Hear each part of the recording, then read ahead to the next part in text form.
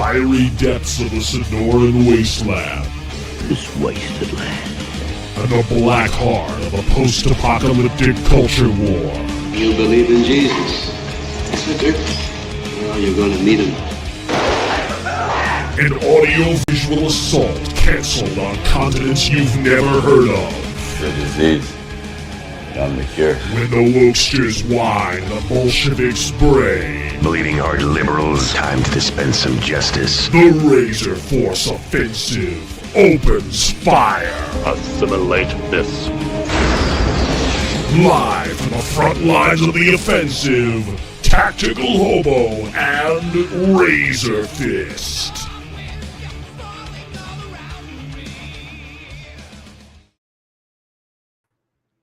Welcome to the auditory counterattack. Welcome to the RazorForce Offensive. It's Labor Day, but Labor Day is a commie holiday, so we're going to work twice as hard to piss off Trotsky's ghost. I am your intrepid host, Razorfist, alongside the itty-bitty titty committee inspector, Mr. Taryn Gell. Hello, sir. Whip them out. Time to inspect them.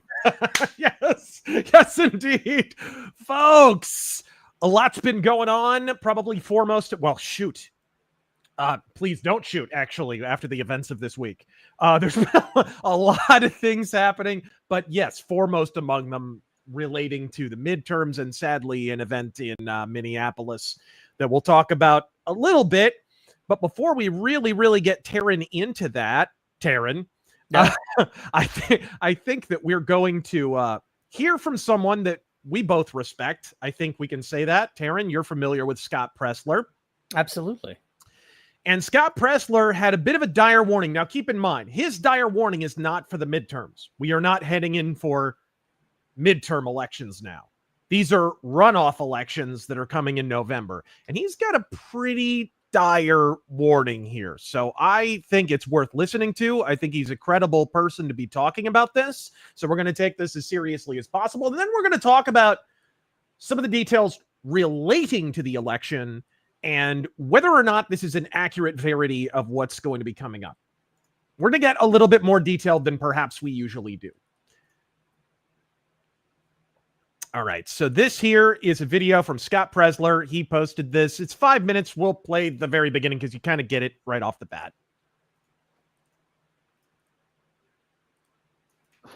Hey everybody, this is Scott Presler. I'm not here to bring you a happy video. I'm here to give you a dose of reality. It's August 29th. I want you to bookmark this. You timestamp this right now. It's after 2 a.m. and I'm out walking my 6 miles as I do every single day. And I'm here to tell you, Republicans are going to lose everything this November unless we change things, and quickly. You're going to lose the governorship in Virginia, and you're going to have a Democrat. You're going to lose the governorship in New Jersey, and you're going to have Mikey Sherrill, Murphy 2.0. And in Pennsylvania, where we have been working tirelessly, nonstop, even since the election, we're on the verge of having 3 Democrat Supreme Court justices retained until 2035. Republicans, I hate to say it, and I love ya, but I'm going to be honest. You are absolutely clueless. And it's not just the leadership at the top, but I have to say to our voters, if you are only planning to vote on election day on Tuesday, November 4th, consider the election's gone. Over. Game over. You've already lost. If you do not engage in early voting, whether in person or in Pennsylvania, the convoluted in-person on-demand mail-in voting, and if you don't request a mail-in ballot, you are going to lose everything. And I'm making this video, number one, because we still have 66 days to change things. And we still have 2 months to make things right. But at the same time, I'm also making this as a Scott was right video. That if and when Republicans... I could never understand making a video like that. Could you, Taryn? No, never. No. And yeah, do not embrace early voting and mail-in voting, and we lose everything, I want to be able to point to this video and say, well, I tried to tell you. Right. I tried to warn you. So you kind of get the gist of it. To be fair, the subject of today's offensive is really about the midterms. Heading into the midterms are kind of a different thing. These are more runoff, one-off elections. Right off the bat, Taryn, how does that hit you? Does it jive with your feeling of what's going on? Obviously, if you look at like RCP averages and so forth, if you feel like trusting RCP, but if you look at aggregates even, there's a number of factors moving. Like I think I saw an RCP average, the negative sentiment, the country going in the wrong direction index is up by something like 3 points. Not a dramatic amount, but at this point, obviously you don't want it to be heading in that direction. How does that hit you, Taryn? How does this warning hit you? And do you think it's something we should pay attention to, heed? What do you think? Absolutely. I think for a lot of Republicans, especially neocons and rhinos, have gotten very, very comfortable since we won the election and Trump's in office. It's true here in Arizona, where we're stuck with fucking Gallego and Hobbs. Yeah. And don't forget Mr. Clean. Don't forget Chairman Mark, who stuck his foot in his mouth after the shooting, by the way. It's amazing. He used to be, because he's head of the Giffords pack, because he's been, trotting his half-dead wife out there, exploiting her having been shot in the head for years to push the largest gun control pack in the country. But he's stuck his he actually has kind of had to change that program recently. But anyway, sorry, I didn't mean to cut you off that way. You were in the middle of a thought. No, I was just finishing up. As far as Virginia, Pennsylvania, these are very important states, and he's right. Republicans need to get out. They need to vote. We definitely need to start talking about it more too, with the midterm elections coming up. Yeah, absolutely. I respect the efforts of Pressler. And again, I think in these runoff kind of pseudo midterm elections this coming November, there's some considerable cause for dismay. But there's two metrics for who's likely to win an upcoming election cycle. And those are voter registration numbers and voter enthusiasm. And while Republicans are not exactly setting the world on fire in the latter category, Democrats are getting absolutely Eiffel Towered in each of these categories. And that does need to be said out loud. So, what I want to do today is something a little unconventional based on polling aggregates presently available, the most recent of which are sadly 2 weeks old, but that's because we're nowhere near 2026. And I actually want to analyze if the GOP are in genuine peril of losing Congress. Because I've been crunching these numbers over the last couple of weeks, and look, maybe I'm brain damaged, but I am not hearing the self-same alarm bells ringing in my head. So I'm going to actually pull up a map. We're going to go state by state. We're going to go race by race. Yes, we're going to have to gloss over some stuff as we go. But if you guys will forgive me for going full Dan Blather with the interactive election map, I do like pretty pictures. So this will be something a little bit different for the RazorForce today. And oh shoot, Taryn Gell's got that on screen. Did I actually send you the interactive map? No. Yeah, I'm currently sharing the next story. So okay, here we go. So right here, we've got our map. I've blacked out everywhere where you don't have a race already, or a job for that matter. No, so we're just basically going to go state by state, and I think we can both, starting from the left, probably write off Oregon. Right? I think it's probably safe to write off Oregon at this point. It is, let's see if I can do the blue here. Oregon clearly going to go to Jeff Merkley because, let's be real, Oregon, they would reelect Pol Pot just because he has pot in his name. So we can put that one in the safe column for the Democrats right off the bat here. Let's see here. Idaho, Wyoming, Montana, and South Dakota are redder than Hassan Piker's audience. I'd probably put Kansas, Oklahoma, and frankly, a Texas race where the appropriately named Mr. Allred, not even shitting you, his name is Allred, is about to get reamed by the rhino fossil John Cornyn. So, but I mean, let's be real. Where Cornyn's concerned, the R next to his name is kind of carrying hard here. I will bring up as we go state by state. Yeah. You did hear that the Tulsa, Oklahoma new mayor has been fighting for what is it again? Fuck. I lost it. I lost the thought. Fighting for your own justice? What? He wants you can look it up real quick. I'll hold down the fort. Yeah. Let's move on to I've just forgotten the word for it. Yeah. Let's do what no one does and think of Alaska for a moment.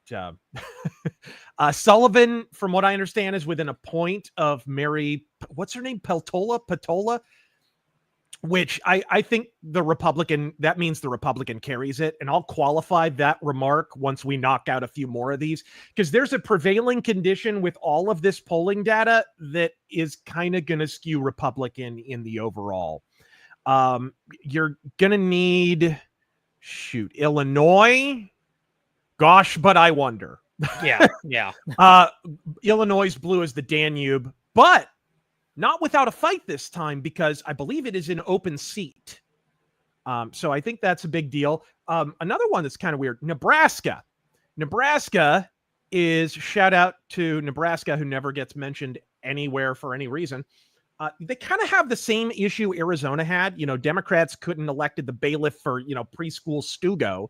So now they're running what I call pretendipents, that they're pretend dependents. They're basically fake independents who are intended to either split the ticket or kind of be undercover, cloaked Romulan Democrats.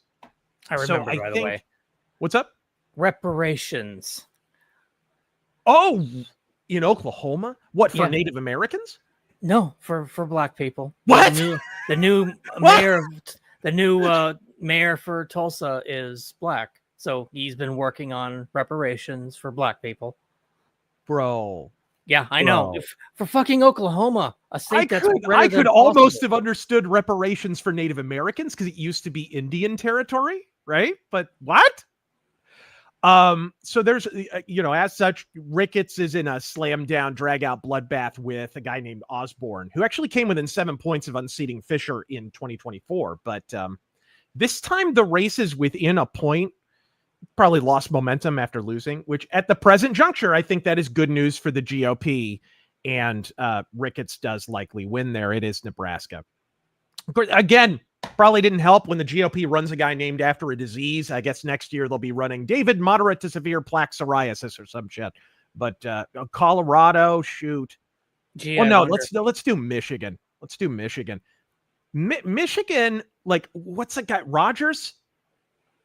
He's within like a point of Haley Stevens last I checked, which was today, by the way. Which is, again, I think that is bad news for the Dems, not least of which because right now he is on top. But so I kind of maybe give is there like a half red, like a light red? That's more of a peach. That's more of a peach. But like kind of a light red for Michigan. I think that's likely to go Republican personally. Again, these are not predictions. We're a year and a half away from the damn election, but this is how the Senate's shaping up. I think Ohio is, look, Ohio's like blood red at this point. It's not even. It is, but I will point out almost every single city in Ohio is blue. It's which is worrisome. true of most states. Yeah. It's worrisome just because it's every fucking city. Everyone except for one, I believe. Yeah. But the bellwether for me is the utter Democratic desperation kind of hits fever pitch in Ohio as apparently the only guy they saw as viable against John Husted is Sherrod Brown, who lost his seat and his entire political career, less than a fucking year ago? I just don't get that. And I don't get people who are, like Rich Barris, buddy, love you. but this strikes you as a strong election cycle for the Democrats. They are literally serving last week's table scraps with this. So Sherrod Brown, I think, loses to Husted, a native Ohioan would have to set me straight on that one. But I think Ohio is going to go red on that. It's not all bad news for Dems, of course, because you have all these kind of block states here. You have, let me change over to blue. We got to do some like safe blue states now. Colorado for sure. Yep. And New Mexico. Minnesota. Let's be fair. Minnesota. Yeah. We got to do Delaware. Which is Delaware? All the way down here. Delaware. Rhode Island. They'll hold on to those are strongholds. Whoops. Connecticut. Yeah, the original colonies are mostly going to be all blue. Yep. There's some stuff I forgot to black out, by the way, I think. Rhode Island, New Hampshire. I think, Republicans for the last several years have been hallucinating that New Hampshire is a battleground. And it actually kind of looks like one this year. Scott Brown is one of the few Republican politicians I know of who actually won an open election in Massachusetts, right? Like he's the guy who warmed the seat for Pocahontas, in case you guys were wondering. So this could kind of go either way, but the tingling in the bottom of my balls says it's a blue state. There's entirely too many white wine moms over in New Hampshire, and I think it stays that way. I think it stays blue. Let's see here. In Iowa, man, that's a tough one. Yeah. Joni Ernst is popular as pubes on a bran muffin. Like, I think last I saw, she was polling within 3 points. This was hilarious. She's running within 3 points of a Democrat while running unopposed. So, against the generic Democrat. They're within 3 points of beating her. They really hate her. She's in danger of losing to herself, which, look, it sounds uglier than Tim Pool without a beanie, but it's actually easier for a generic Democrat to run that well when they don't have to run on their record, if you think about it. Because, like, in 2025, a Democrat's record is what? Chopping a child's penis off and hawking the clot shot? You know what I mean? Once you start going through their record, it starts looking worse. So that kind of tends to affect their long-term prospects once you place them under review. This is probably why every poll aggregator I saw that isn't busy, juiceburging or whatever on social media has this as a lean R race. So I'm going, oops, sorry. Did not mean to do that. I'm going lean R on that. It's I think Iowa goes Republican. This will, of course, only be slightly defrayed by Massachusetts, surprise, surprise, and New Jersey, if I can find it. There we go. Gosh, I feel like a total retard. I'm like trying to remember my geography for a moment from grade school. But those races are essentially a gimme. It's Massachusetts and New Jersey, y'all. It is. And of course, Scott Pressler was warning us about the governor's races in some of those states. So how's this looking to you so far, Taryn?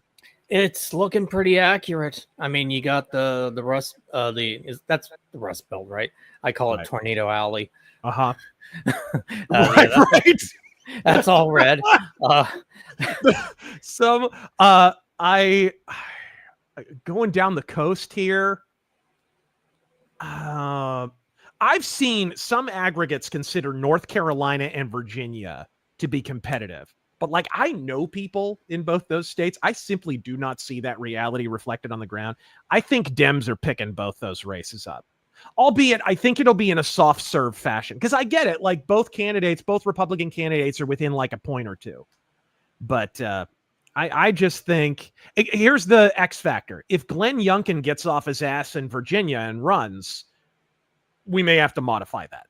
Right, because that would make it genuinely competitive. Although I've seen face-to-face like polling on that he's like 5 points behind or something. Can I just bring up the fact that how the fuck do North or South Carolina go blue after all the disasters they've been through in the past 2 or 3 years? Dude, Fires, floods, more floods. The Democrats left you guys out to twist in the wind, literally. Shit. How do you vote for them? Oh man, that's a good point. I wasn't even thinking of that. Strangely enough, Maine is probably the most interesting of the northeastern states, which is a sentence probably has been said by nobody anywhere ever. But in this election cycle, it is actually kind of true. Susan Collins, she steamrolled the Democrat in 2020, despite all the they had polls showing her she was going to lose by like 5 points or more. And I think she wound up winning by nearly 9 points. You know, one of the few Republicans in 2020 to run ahead of T-Money. So I'd probably give kind of a soft carry here. She's running for like a 6th term or something stupid like that. I think she's one of the oldest, if not the oldest, serving member of Congress or something. She's been there forever. So, but I give it a soft carry on the Republican side. She is polling ahead, and underestimating that woman, dude. If she could carry in 2020, tracking ahead of Trump, she was like the only person to do that. I mean, that's okay. Taryn, flip a coin. What do you think's going to happen in Florida, the battleground state of Florida? Oh, gee whiz. Jeb. We are basing this off aggregate data, by the way. I'm citing it as I go, but we do have head-to-head matchups. I went through all the aggregate data, and there's an interesting fact to note that I'll mention at the very end that makes all this data even better for Republicans when you really break it down. But anyways, sorry, I didn't mean to interrupt. Go ahead. Jeb. Yes. Please clap. Just so imagine. Yes. Needless to say, Florida. let's find yellow for Jeb. No. Gang. Florida's completely gone for the Dems. Just imagine somewhere in Florida right now, Jeb Bush is eating a puppy. It's true. Somewhere. Moody sort of sucks, but it won't matter. Because it's Florida. I'm sorry, Florida's red now. It just is. Ditto for Tennessee. Ditto for Kentucky. Shout out to my Kentucky bros. Ditto for West Virginia. Ditto for Alabama. Definitely Mississippi. And good old LA, Louisiana, and Arkansas. Those are all safe red. Of course, I like Ohio. I worry about Louisiana because of their growing blue cities, but still safely red. These are, South Carolina. I don't know. It's interesting. I don't know. What do you think of Georgia? It's tough because it has flipped blue in the past. I don't know this time around. See, I don't know too much about the elections this time around, so I don't know what Georgia specifically is in for. I'm saying Georgia. I consider Georgia a flat out blue state until they fix their elections, personally. And looking at the individual race itself, it seems to favor the Democrat. I'm going Georgia. It'd probably be a little bit lighter of a blue, to tell you the truth. I think that's kind of a light carry on the Democratic side, but I think, it's... and I'm sorry, gang. I hate him. You hate him. I poke holes in his voodoo doll every single night. But Lindsey Graham's not going anywhere. He's not. You can cry and you can cope and you can be mad that Trump endorsed him. Trump likes to endorse a winner. I'm sorry, but Lindsey Graham's going to win. Just is what it is. It's that's the way it's tracking. That's the way every single aggregate is leaning. And that's kind of how I'm look. So I said I would qualify these remarks, and now I'm going to. All these numbers, the multifarious races, either close or leaning are in, again, what some pundits on the right and even Scott Pressler are now kind of insinuating is a doomed effort in 2026. These polls, from which the aggregate comes, are overwhelmingly sourced from Democratic polling firms. These are Democrat polls. And the reason why, of course, is logical. Democrats got their colons caved in 2024, so they have a vested interest in spending shitloads of pesos on polling to recapture the fag flag, as it were, right? So they're the ones spending on polling, right? These are pro-Democratic polls. Look at that map. Look at that map. Meaning the math not only says Democrats won't retake the Senate, but the numbers behind the math come from polls that are supposed to favor the Democrats. And you're blackpilling, bitch? Now, again, this is not a prediction. Hell, we're over a year and a half away from Election Day. But my suspicion at this point is that the behavior of some of the Presslers and others is kind of tactics rather than a sincere expression of their actual anxiety. I think I see that. Pressler wants a mobilized base, and scaring the runny diuretic shit out of the voters is one method of attempting to accomplish that aim. I think this is alarmism in the name of tactics, personally. I'm not saying that in this November, which is not a midterm election, that we're not in peril. I think there's some legit concerns there that he was blowing the whistle on, and I co-sign them completely. But how do you feel about that, Taryn? First off, before I move on.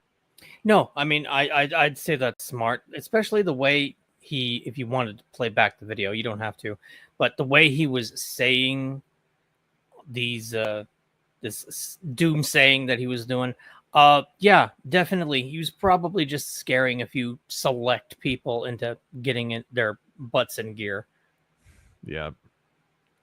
I think... and by the way, Hawaii is blue. Right? Always. Actually, I think it might be blacked in. Do they have a Senate race this go around? I actually am not sure. Just a second. If you wouldn't mind reading a super chat real quick while I look that up. Absolutely. Again, I did a lot of this looking at these aggregates ahead of time. Ben, did you see what Scott Pressler posted recently? We're talking about it now. And a grave warning for the right. There we go. On midterm voting, and I think it looks like they have state level Senate elections, I believe. He has more than earned our attention. Well, we just talked about it. Yep. Matthew, finally get to catch an offensive live. Let's fucking go. Yes. Godspeed. So don't tell me we never go in depth on anything. All of that was taken from the existing aggregate. Keep in mind, this is really early polling. Some of the polling data there, like the most recent was like from 2 weeks ago, and some of the most distant was like from 2 months ago. So you got to take that into account. You got to weigh that in, absolutely. But that to me is that map was not alarm bells. It's at least not for 2026. I think in November, we have much more immediate concerns for a variety of reasons. You look at the states where those races take place in, places like New Jersey, not exactly MAGA country, bitch. You have to put bitch on the end now. It's actually the law, according to Jesse Smollett. Thank you, King Fire. An offensive on a Monday afternoon. Have money. Thank you, bro. I appreciate it. Let me actually check that off. All right. Cal, we need a Mason-Dixon border wall. We need a Donna Dixon border wall. She'll break up with Paul Stanley and freaking go with one of the Blues Brothers instead. Dan Aykroyd. She dumped Paul Stanley for Dan Aykroyd. What the hell? Cunning Druger. Since I moved to New Hampshire, what I've observed is there are very few right-wingers, just people that hate government, which I relate to, but I don't think they vote. Yeah, on the ground, New Hampshire is just this weird hallucinatory, like Republicans keep thinking. Remember when, for example, they threw Linda McMahon? What did she run for? Senate, I think? Or governor? It was Senate, I believe. Yeah, Senator governor. They ran Linda McMahon in that race thinking, if she ran as a Republican, they're going to take that seat. They're going to whatever. And she wound up getting shellacked. It just didn't. Husted, thank you very much, Big Mike. Ohio in here, it's pronounced Husted. All right. Matthew Holloway, Matt from AZ Free News here. Hey, Godspeed. Thank you for joining us. This dovetails with what I've been seeing. Godspeed. Yeah, we're not saying that you need to rest on your laurels. I just suspect that some of this alarmism, certainly with regard to 2026, is kind of trying to mobilize the base. And it's not a bad thing. Maybe I shouldn't even say that, so it'll be more effective, but that's my suspicion. Ace 1589201. As a judge of elections in PA, turnout was less than 25% of voters for the midterm election this year. Interesting. Flytrap. I love these kind of stories from on the ground in these different states because I've been to a lot of states. I've been in something like 30 of the 50 states, but that leaves quite a number of states that I've never been to. So hearing kind of the political reality on the ground from an actual native is really neat. So if you guys want to weigh in on whether or not you think I'm full of shit on one race or another, keeping in mind, I was just basing it on the current polling aggregate. It wasn't like I was pulling these numbers out of my ass. These were not really predictions. But anyways, New Hampshire is blue only because we're flooded with mass holes and undocumented. Get out of here with that bullshit. It's illegal. And it's not even illegal immigrants. It's illegal alien. Get it right. Most counties/districts are red. Many such cases, state level electoral college. No! Anyway. Cyan, North Carolina is being infected by Maryland and Virginia expats. They're flooding cities. They aren't caring about hurricane issues. And don't get me started on H-1Bs in Raleigh, North Carolina. Interesting. So they've got the same problem we do with Californians. You know what? That sounds familiar, bro. It sounds really familiar. We're going to read one or two others, and then we will talk about probably the other real big story this week. I mean, gosh, I went to two different churches this Sunday. I stopped in on one, and I actually worshiped at the other, and both pastors talked about this, the shooting, of course. But we'll talk about that in just a moment. Matthew 5:9, finally get to catch an offensive live. Godspeed, sir. All right. Fotsy, I showed my dad your Carter rant. In response, he dissuaded me from watching your channel as it will apparently teach me to hate. The devil will take hold, and I will then hate him. Boomer cons, bro. I mean, nobody twisted Jimmy Carter's arm to prevail upon Jerry Brown and the California establishment to illegally appoint Jim Jones, the housing commissioner, so that he could then wield a position he never should have held against his sexual assault victims, ultimately leading to him fleeing to Guyana when the investigation intensified, and ultimately leading to 1,000 dead commies face down in the Guyana jungle. But go off, BoomerCon Dad, I suppose. Thank you, who are in the steadfast. Normal man, commies react to work like vampires do. At the sight of a cross, I wonder how commies react to garlic. I don't know. The Muslim commies that we keep hearing from, they seem to consider garlic a perfume. So I don't know. In my personal experience, anyways. What about yours, Taryn?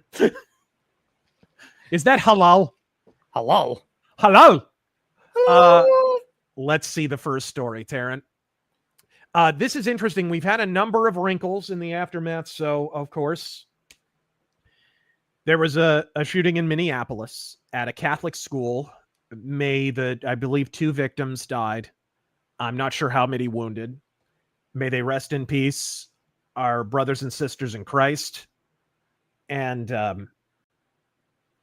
it's hit the Christian community hard. It's hit the Catholic community hard. It's hit the Minneapolis community hard. And of course, the trans community waited about 10 minutes after the event to make it all about them. The mother, there was a whole other wrinkle then with the mother having to flee the state. She ran off to Florida or something like that. They were trying to pursue her. Some people were going after her, claiming that she was a super woke, bad Catholic mom, and whatever. Turns out she actually had tried to dissuade her son from transitioning. She's not a bad Catholic mom. She's just a mom dealing with the realities of a world that has fallen and has corrupted her child. That's apparently the latest version of events anyways. This is a transitory and constantly evolving story, so I apologize in advance if anything I say here turns out not to be accurate after the fact. But when you heard this and then heard some of the wacky details of the event, Taryn, what was your first thought exactly? I mean, probably the same as many others. Again.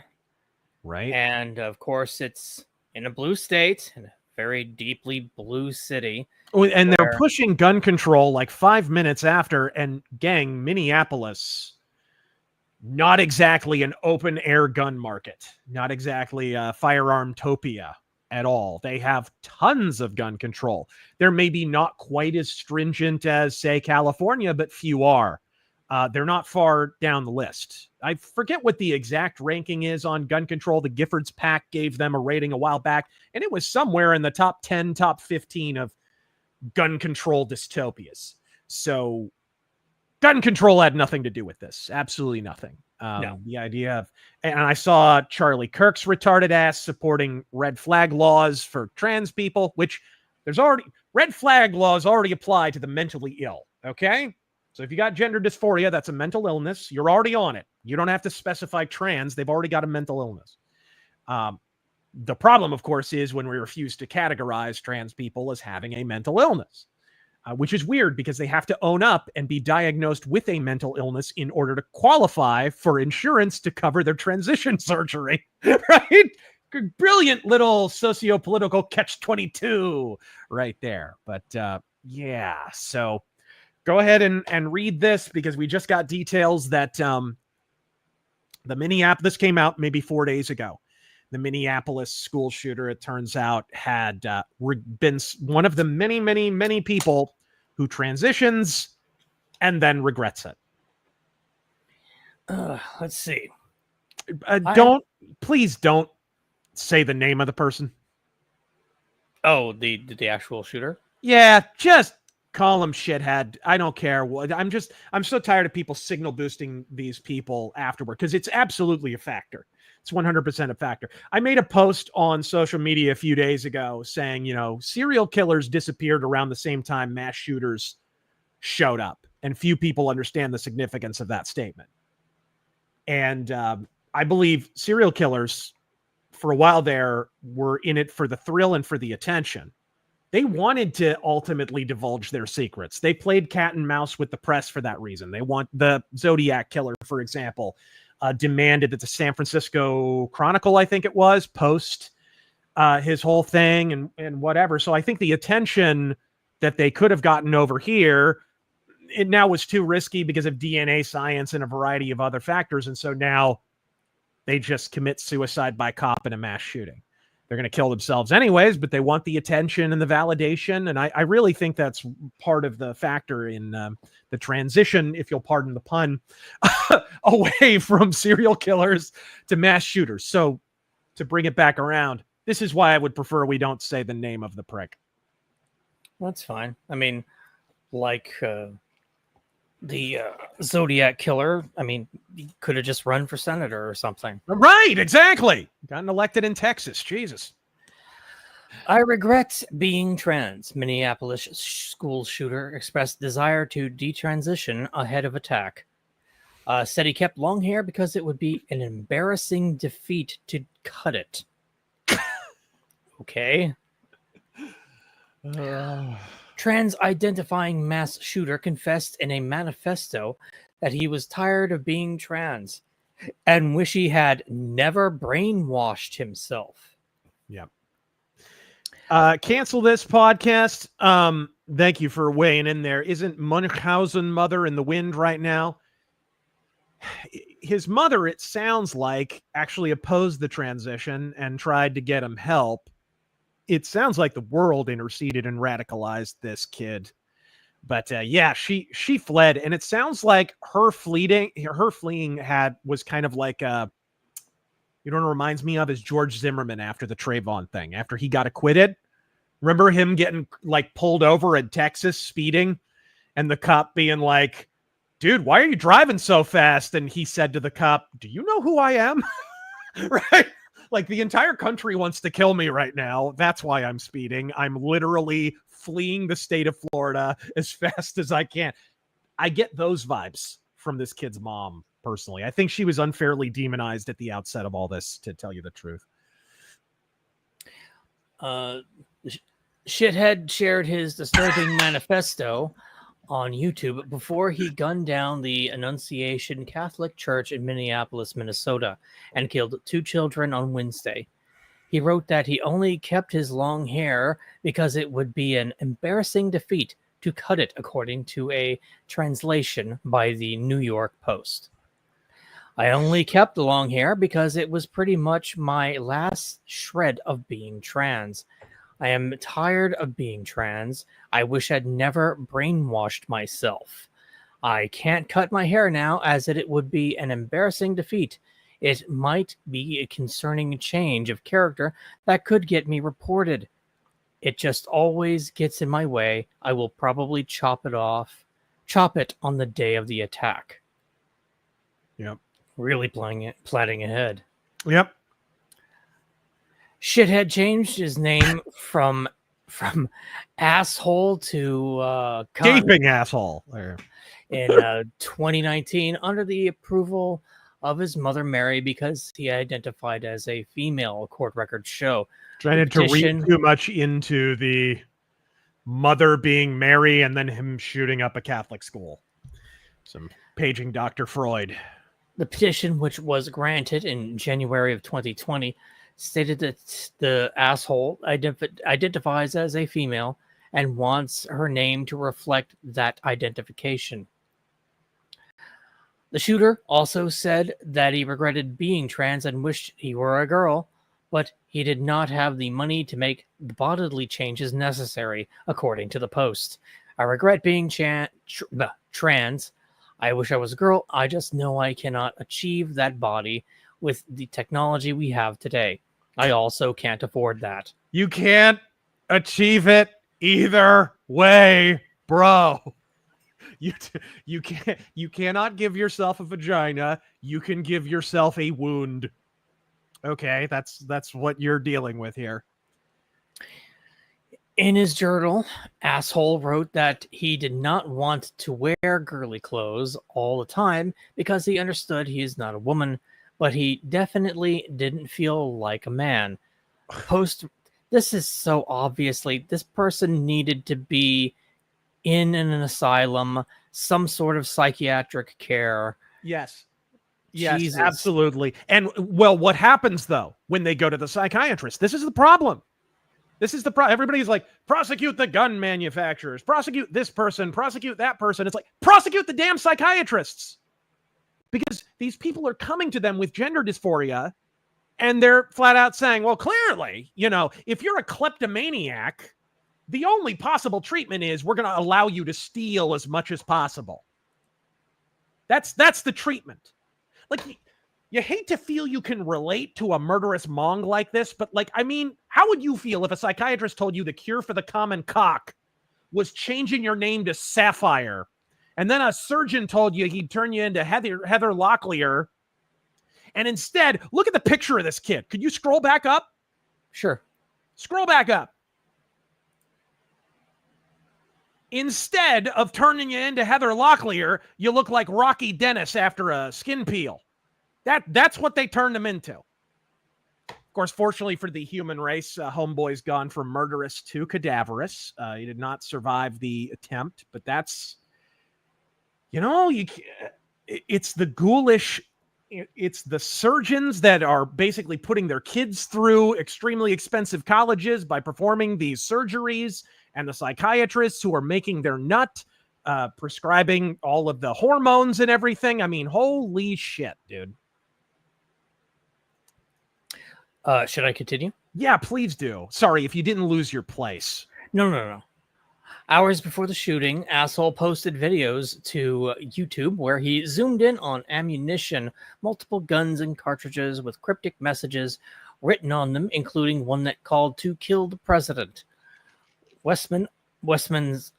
Asshole's mother worked as a secretary at the Annunciation Catholic School for 5 years before her retirement in 2021. Wow. Democratic Minneapolis Mayor Jacob Frey, other asshole, spent an entire minute during Wednesday's press conference lecturing people to not villainize the trans community. I don't. I see these people as having been predated upon by the pharmaceutical industry, by surgeons, by psychiatrists, by this establishment that is essentially, and by entertainment as well. Entertainment propaganda and education propaganda has a lot to do with this. Because back in the day, dude, I knew a girl growing up. I had a crush on her too. In grade school, you know, we're in like 3rd grade together, and her name was Ryan, and she was a tomboy. And being a tomboy and being named Ryan, you know what I mean? It's like this poor girl got picked on like crazy, but she was pretty. Like, she was pretty, but she was a tomboy and whatever. Nowadays, dude, it'd be, oh shit, she likes basketball and her name's Ryan. Clearly, we got to turn that innie into an outie. This girl would have had no chance in 2025.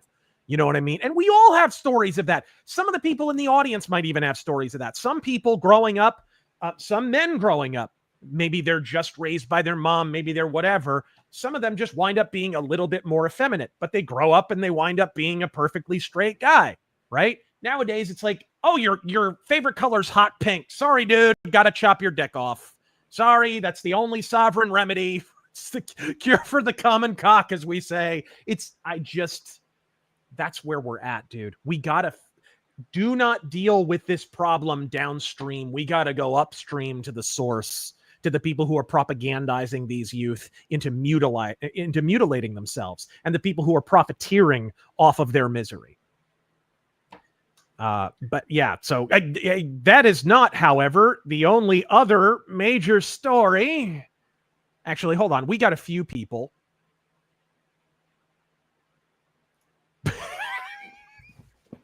Get a few people weighing in on the story. Taryn, you care to read that out?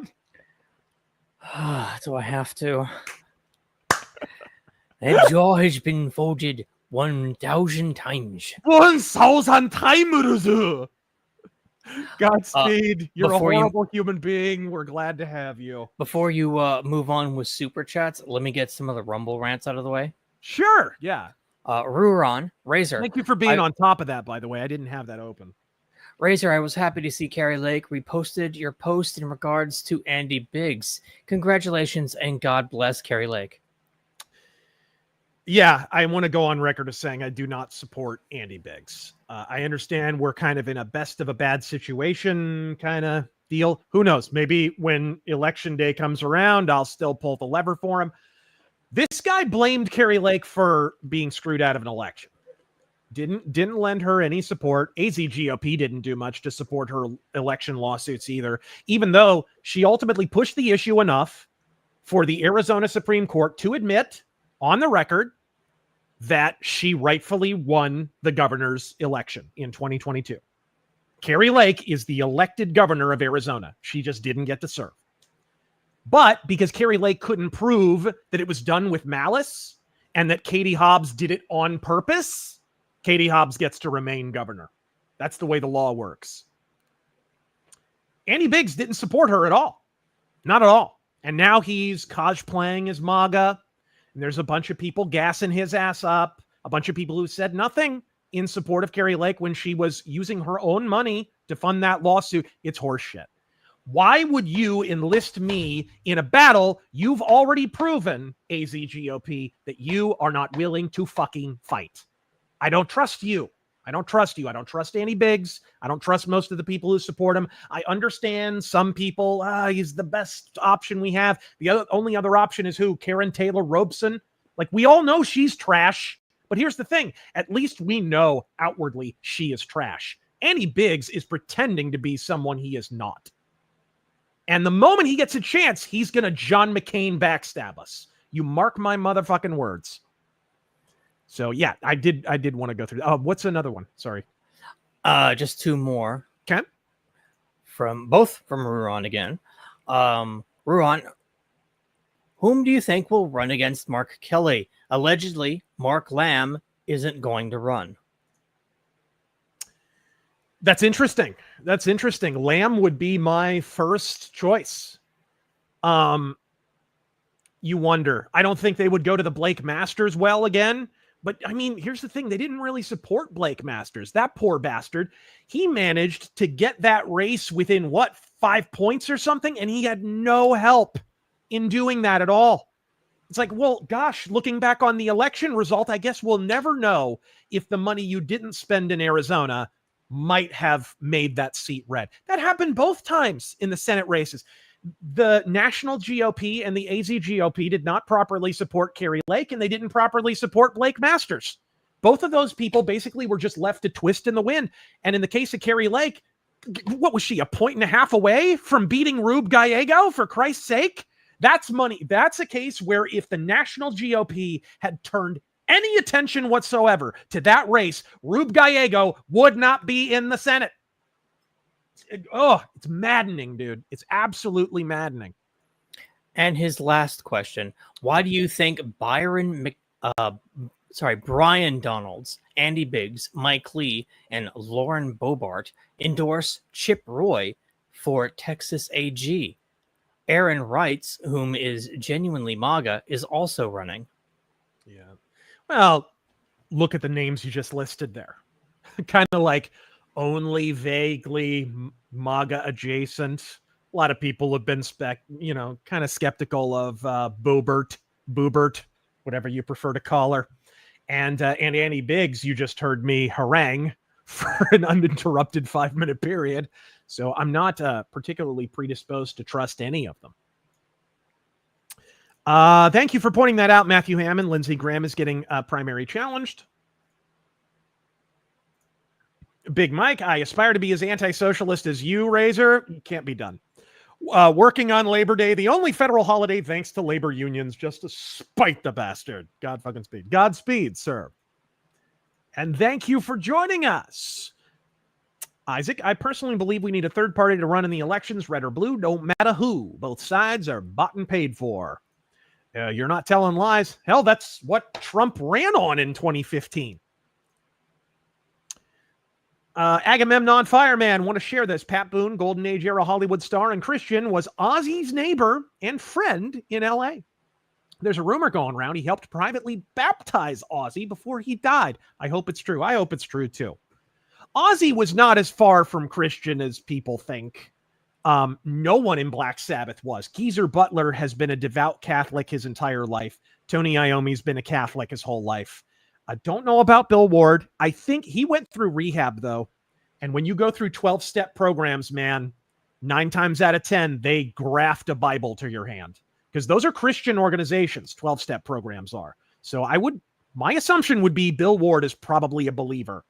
And Ozzy Osbourne's been in and out of rehab a number of times, too. So it wouldn't surprise me for him to have cracked open a Bible and been a little bit more of a believer than people think. I'm not going to, make a declarative statement on it. I do know I used to listen to Alice Cooper's radio show back in the day, and I think he had Ozzy on, and they talked about belief and religion and stuff a little bit. It was a really fascinating conversation. Two legends. Talk about, two legends. Alice Cooper and Ozzy having a conversation. And of course, Alice Cooper, we all know, is a devout Christian. Sweaty Zeus Gaming, elected Republicans have to stop prostrating themselves for Israel. They can support them, but need to temper the zeal. Very out of step. I completely agree. What about you, Taryn? No, 100%. Right now, we need America first politicians and leaders. Exactly. To me, it's like, even if I were a politician and an Israeli, I'd be like, hey, we're united, we stand, we're in support, whatever. That does not mean, hey, let's underwrite a $50 billion check to Israel. Especially when the IDF are just stone cold killers, for crying out loud. They're like they're absolute assassins in terms of a world military. They're legendary for that reason. They don't need as much help as some other countries do. I don't buy it. That money would be better spent at home, or if it can't be for some reason spent at home, it'd be better served trying to, shore up one of our protectorates. Taiwan is going to need some of that very shortly here, folks. Agamemnon Fireman, follow up to Taryn. I watched the first half of Bubblegum Crisis last night with my mom and loved it. Gonna buy the Blu-ray on your guys' recommendation. Hey, that's a good one. Awesome. Glad to hear it. Nice. Dude, you can't go wrong with 80s, early 90s anime cyberpunk. Right?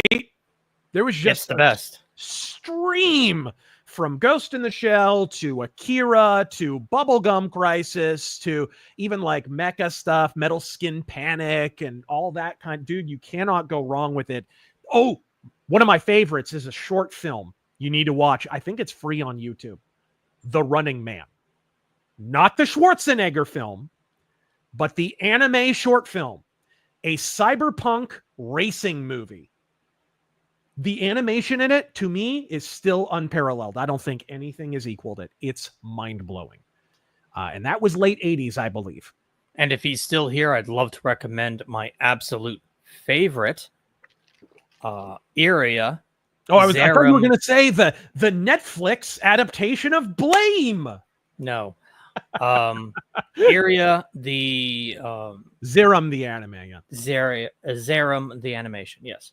Yeah. That one's my absolute favorite. I got the Blu-ray right over there. I'm looking right at it. Yeah. Michael Eterno, you've mentioned China's influence in Palestine. Well, they have influence in any communist country, and the government of Palestine is mostly Marxist-Leninist. They have a complicated government structure, but the PLO has Marxist-Leninist roots and is a Marxist-Leninist entity. I was surprised to hear that because after the failure of the Soviet-Afghan war, I figured the communists would have stayed away from the Islamists.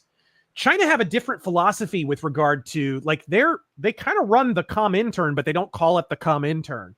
But they do a lot of the same things as the Comintern. And I think it's safe to say at this point, they are in a weird way even more interventionist than the Soviets were at their nadir. It's kind of wild, but they're more subtle about the influence. That's the difference. They have their fingers in a lot of pies, but they're very, very careful about how they go about it. It's very indirect. It's like how China compromised the Biden family. They didn't enrich Biden. They didn't pay him off. They paid off his relatives. Look at Hunter Biden. Hunter Biden was the ideal patsy for communist China. So they plied him with Chinese hookers and enriched him with the oil deals and all kinds of crazy stuff just to put money in his pocket because they wanted those favors for Biden and they wanted Biden to be compromised. This is how China operates. It's much more subtle. It's not quite the blunt hammer that the Soviet Union was at its height. All right. Cesario, Bubblegum Crisis is greater than AD Police. It's greater than BGC 2040. It's greater than AD Police TV. Parasite Dolls. Bubblegum Crash. I formalized the BGC franchise for you folks. Well, Godspeed.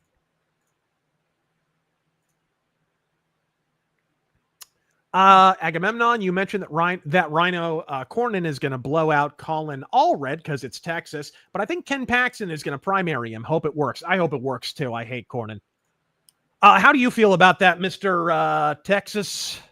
I got no idea who these people are. John Cornyn, you don't know? Really? You don't know? All right. Yep. Thank you very much, Primarch Vulcan. E.g. the Groundhog. Razor's Tism is showing with the infographics. Yeah, I apologize. But you know, we get accused a lot of, he makes a lot of jokes, so he never gets in-depth on a particular topic. First off, tell that to my 2+ hour McCarthy video. Blow it out your ass. And second, we get very in-depth on a lot of things. It's just that I happen to like dick jokes too. All right? So I like hardcore information bracketed by dick and tranny jokes. And if you don't like it, you can just leave.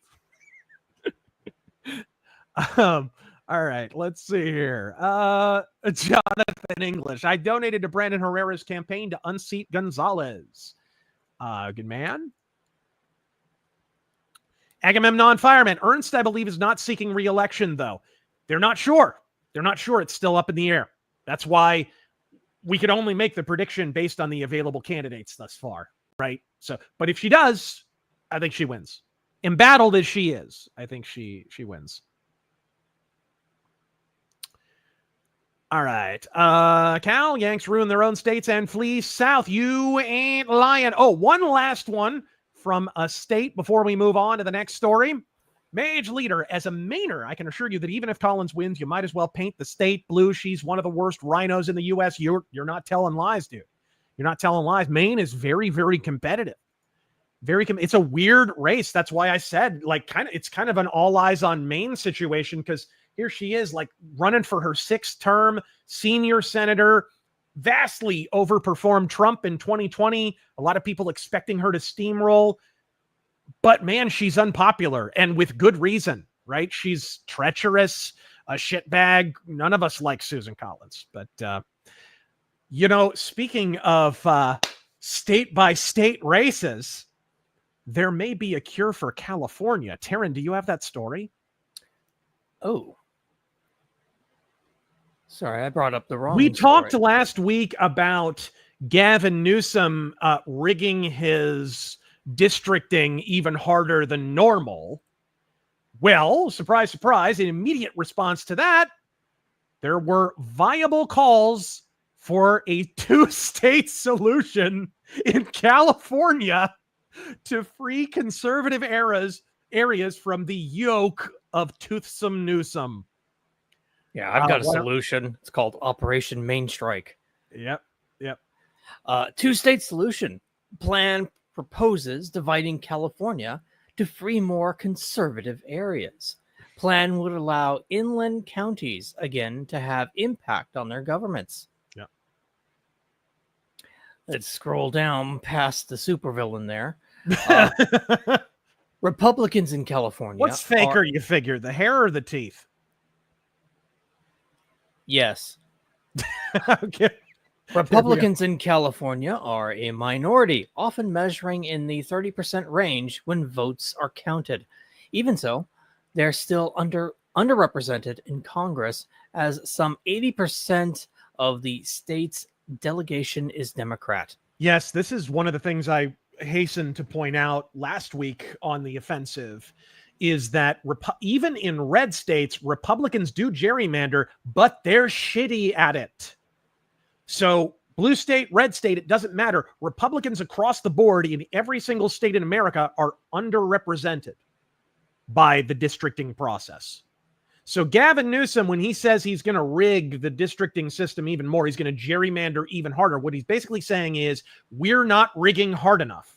He's already got an independent commission that is overwhelmingly biased toward Democrats, and he wants it to be even more biased. He literally wants it to be the state engine of the Democratic Party, which it already is, essentially. But Republicans, make no mistake, are underrepresented both in California and all over the country. Red state, blue state, doesn't matter. Republicans are underrepresented in freaking Alabama. That means they vote futilely in elections, as the majority party always gets its way. Mm-hmm. But there could be a solution, as Republicans are calling for a change, which would require the approval of Congress to create a second state made up of California's 35 inland counties. Yep. I want to take a step back from all the chaos we had and talk about the forgotten people of California, Assembly Minority Leader James Gallagher confirmed. Yeah. According to a Center Square report, Gallagher and others are working on an Assembly Joint Resolution 23 known as the two-state solution. That's just hilarious. I'm sorry. In the middle of all the Israel-Palestine stuff, to call this the two-state solution is damn hilarious. Anyway, sorry. It tickles me in all my no-no places. It would allow the creation of the state under Article Section 3 of the U.S. Constitution and would require approval by the state assembly and Senate, as well as Congress. Democrats hold supermajorities in both houses of the legislature, meaning Republicans would have to sway a number of Democrats to back it. The Center Square documented. Yeah. Let me see if I can find the California secession map so you can see what this would look like. Oh, yeah, definitely. They released this recently. Oh, while you're looking, should I... Yes, please continue. Residents of those inland counties now feel they're victims of the policies of the Democrats in the state, the report said. Mm-hmm. I think this is about the trucker in the Inland Empire who is told he has to get rid of his truck because of the regulations in the state. I think of the single mom who's trying to get by when the rent's too high and gets her PG&E, Pacific Gas and Electric bill, which once again is increased and struggles to get into that first house because costs are way too high, Gallagher explained. Gee, I wonder why. Yeah. He explains secession is appropriate because the Democrat legislature has done nothing to make the state more affordable. No kidding, dude. No lies detected. None. Did you find that map? I think I did. There we go. It's kind of small. Here, but let me see if I can bring her up. The rent is too damn high. It's too damn high. There we go. All right, let's bring this over here. And I heard something the other week that someone visited California and that they got a bottle of water and it was $6. Dude, you ever been to a concert? That's not too far off from the norm in some locations. This is apparently the proposed map right here. Wow, they get most of the coast. Wow, isn't that something? Funny, the closer they are to China. It's very, very odd. I don't know what that don't know what that means. The closer they are to China and Mexico. Very, very strange. Odd. But this is the same proposed map that I saw earlier in the week. If anybody knows of another one, do please point it out. But I believe this is it. What is this? How does this grab you? See, if you follow that blue line, the border all the way down, that's exactly where we need to place all the explosives. Yes! Right along the San Andreas Fault.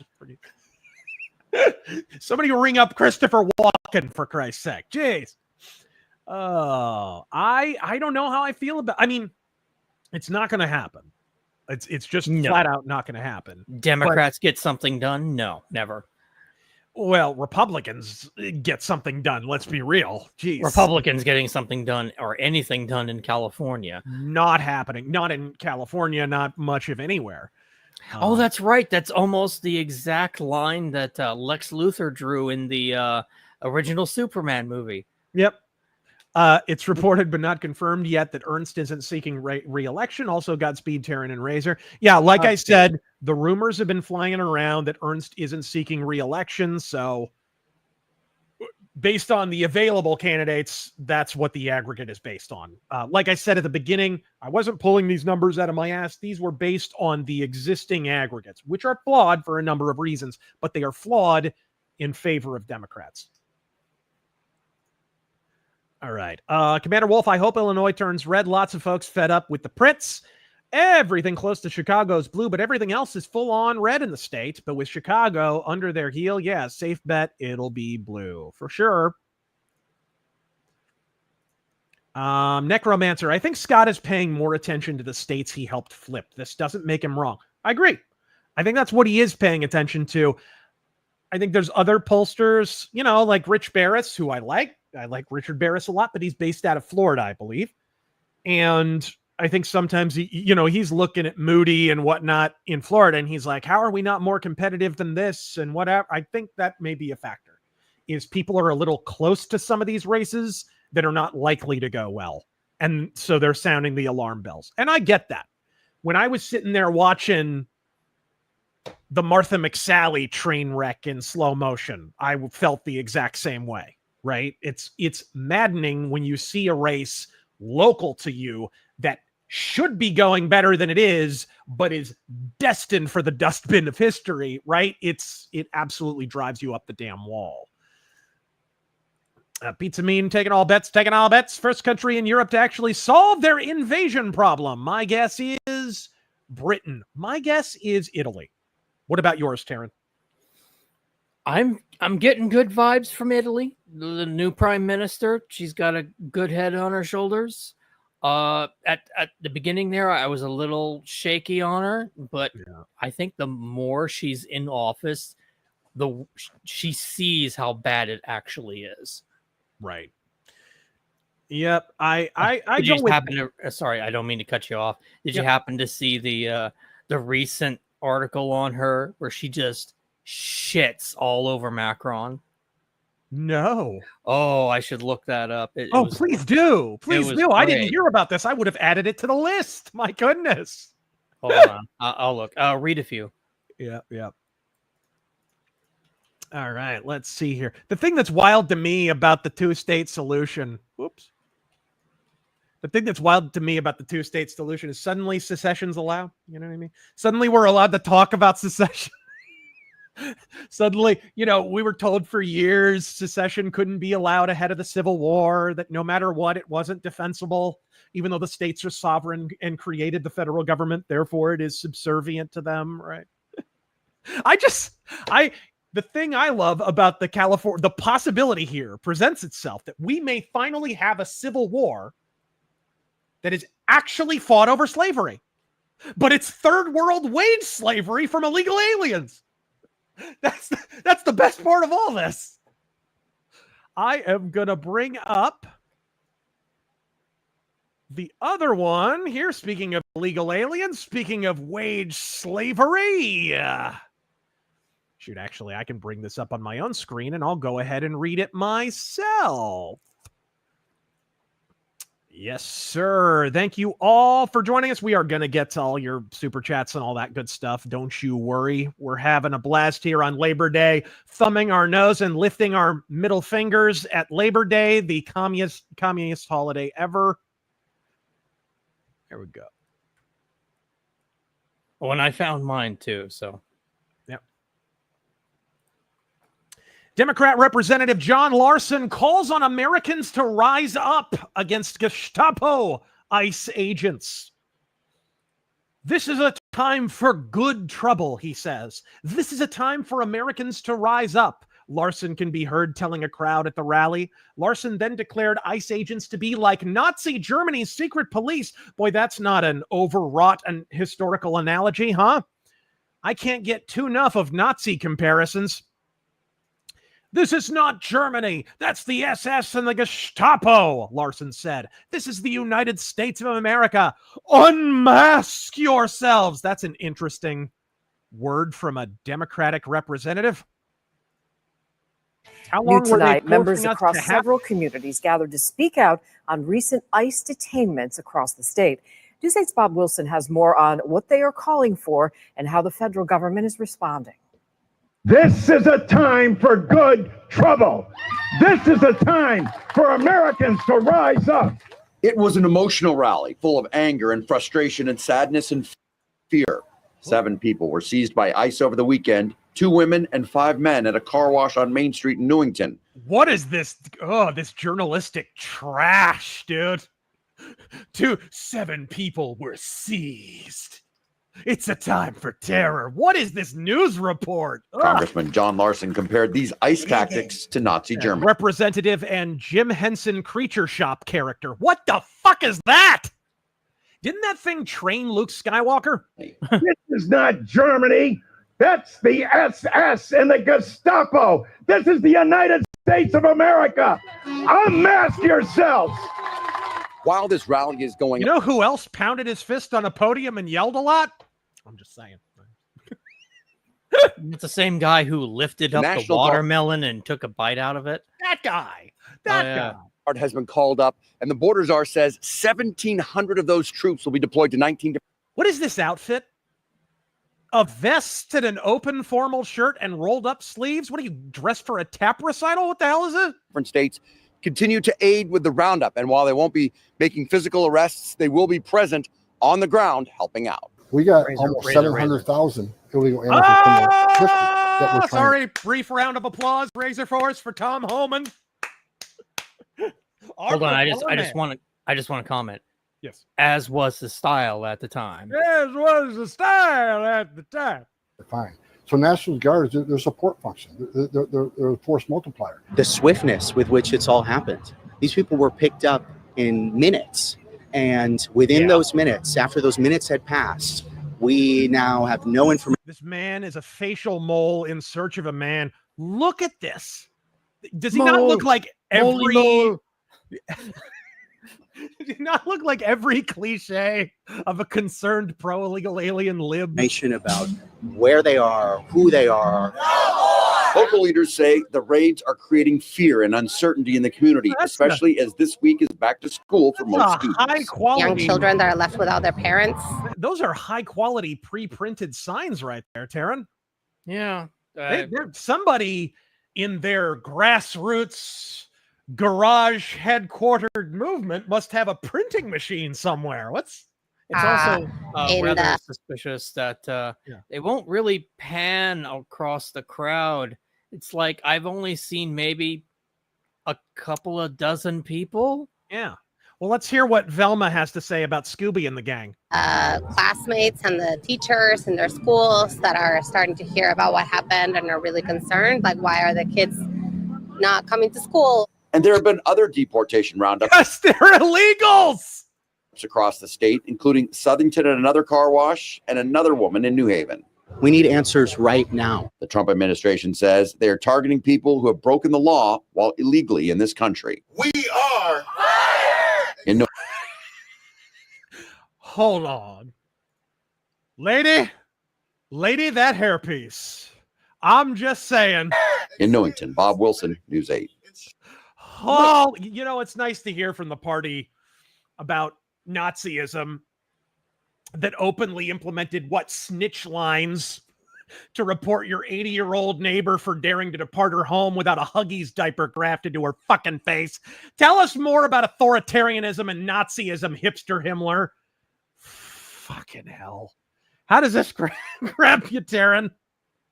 Well, it's the same shit we saw during the lockdowns. Remember, I forget which news channel it was. It was probably CNN. Yep. I'm going to go ahead and just call that there. There was this protest that they were covering, and the news guy was standing right there, and there's a huge crowd behind him. And then someone sent in like a cell phone picture taken from an apartment looking down at the newscast. And it's like a dozen people standing behind the reporter, and you could see the camera crew and everything, and the street's like abandoned. Oh yeah. It's just more of that shit. Yeah. I remember there was supposed to be after Liberation Day, there was supposed to be a great big hate Trump rally in downtown Phoenix, and they advertised it everywhere, and they freaking wallpapered and whatever. And I had to head in that direction that day for some reason. I forget if I had to go to the DMV or something. So I was going to have to drive past. Took a slight detour, went to the street corner where they were supposed to be. Abandoned. Not even a small crowd, guys. Yeah. The street corner had no one on it. This thing was advertised on Facebook. It was I saw flyers for this thing. They freaking talked about it on the news. No one showed up. You see this all the time. But hey, if you have difficulty with the idea of deportation, Mr. Larson, just try imagining that the United States is Martha's Vineyard, and then I think it'll grab you a little better on that one. Oh yeah. To me, that's still the high water mark for Ron DeSantis. Oh my God, was that DeSantis who did that, or was that? You got to give the man his flowers on that one. That was based. For those who don't remember, it was a couple of years ago. Sent up a busload of illegals up to Martha's Vineyard. Yep. A combined 2 buses, and I think 50 illegal immigrants, maybe not even that much, got off those buses. They called in the National Guard to remove them. 50 people.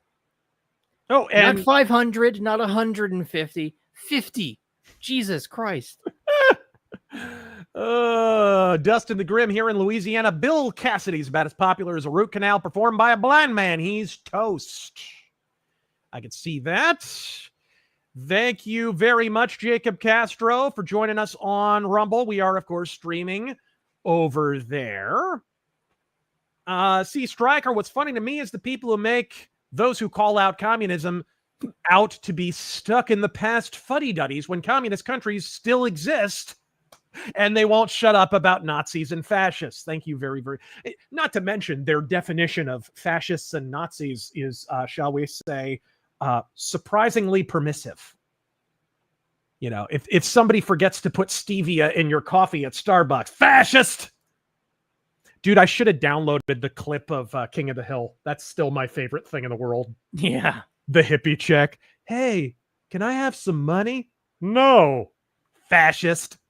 That's just communism in a nutshell. Just right there. Sorry, I did the Donald Trump. We got a few more Rumble rants. Let me read through those real quick. Yes, sir. Logan. People like him need the crazy house. Eating puppies and drugged up as a kite. Yep. Dee Dee. Hail Chief Flipping Bird and midterm life crisis gal. I've considered issues with AI impersonation and wondered if physical tape recordings might make a return to prove authenticity. Thoughts?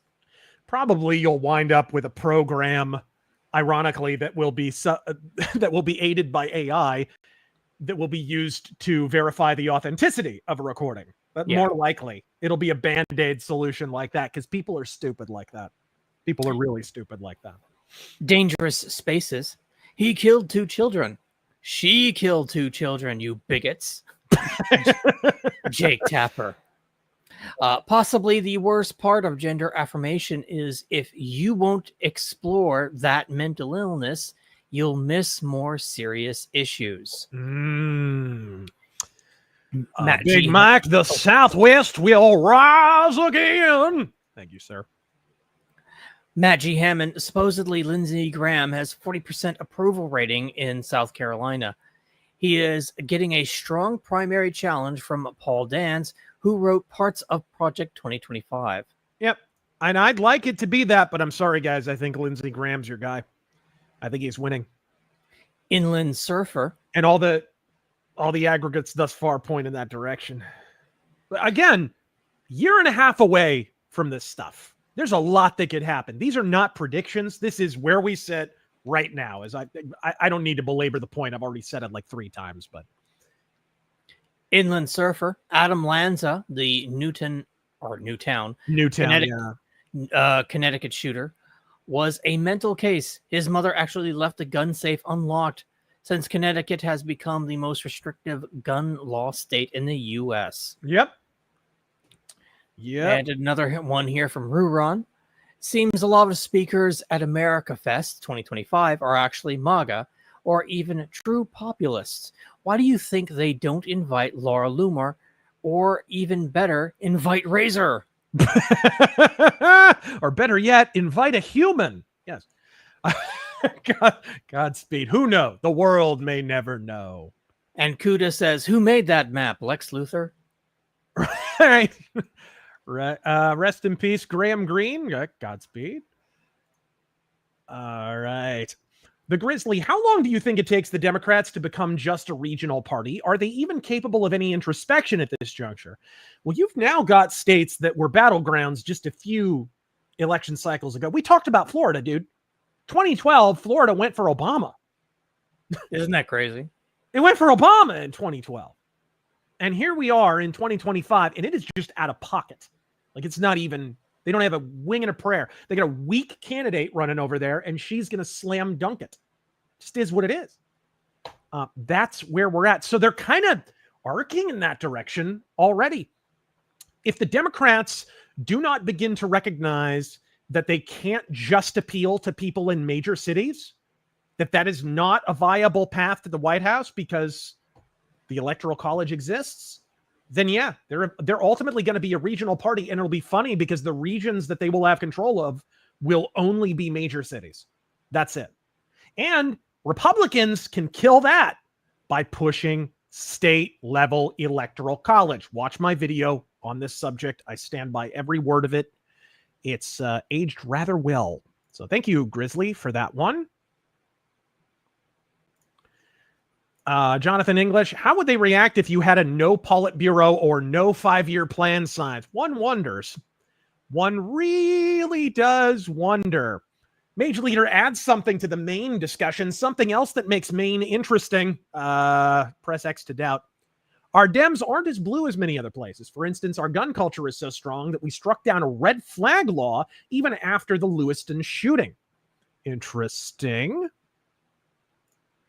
Copper Owl, I agree with this. I think Taryn Gell would agree with this as well. Rename the California plan to Operation Main Strike. Yes. Microchips. Marussia Dark, God Konging Speed, razorfist. Godspeed, bro. What I hope you beaut to a enjoyed. kill. Yes, I hope you enjoyed the Donkey Kong Bonanza review. I said faggot in it, so it's really not being sent to people's subscription boxes. You But meant bundle of sticks. You meant No bundle of regrets. sticks. I put up the pictures of bundles of sticks. No regrets. No regrets. No regrets. Oh. John Orchard, maybe we need a Ghost of the Badlands. By the way, love the story. When's the next issue? Godspeed. Saw your McCarthy vid. Changed my entire view of him in a good way. I appreciate that. Working on Ghost of the Badlands. 2 separate scripts are already done. So we had an artist set up, and then I got an offer from an artist who's actually in Europe with some pre-existing repute, who is a lot closer in art style to what I actually want in the next volume of Ghost of the Badlands. So that's kind of what's holding stuff up, is I found an even better artist, basically. I'm a perfectionist, I'm sorry, and I had a very particular idea of what I wanted Ghost of the Badlands to look like. And so, George came really, really close to that. I loved his art, but it was never quite what I wanted. It was, it was just a Tumblr click away from exactly what I wanted. So, if we're changing artists, why not go for the whole shebang, I say. I probably should play the trailer or something for you guys, but Cal, we get flooded with the angst in VA. Yeah, that's true. That's absolutely true. Florida goes Jeb. Thank you, Animate Acumen. I agree. Susan Collins is hot trash. Oh, let's not forget Angus King, burning rubbish. Speaking of burning rubbish, dude, we skipped over a story that we need to talk about. The Raja Jackson shit. Yeah, we do. We have got to talk about this, bro. We have got to talk about this. Not so much the event itself, because I think it's been talked out a little bit. Raja Jackson, the son of an established guy. Rampage Jackson. There was a wrestling show, Nox Pro. It's Rikishi's promotion, sort of indirectly affiliated with the WWE as part of the WWE ID program. A guy by the name of Psycho Stu had bopped Raja Jackson on the head very lightly, if you watch it, with a beer bottle. It was totally worked. And Raja Jackson got so all up in his feels, he decided to commit murder in front of rolling video cameras.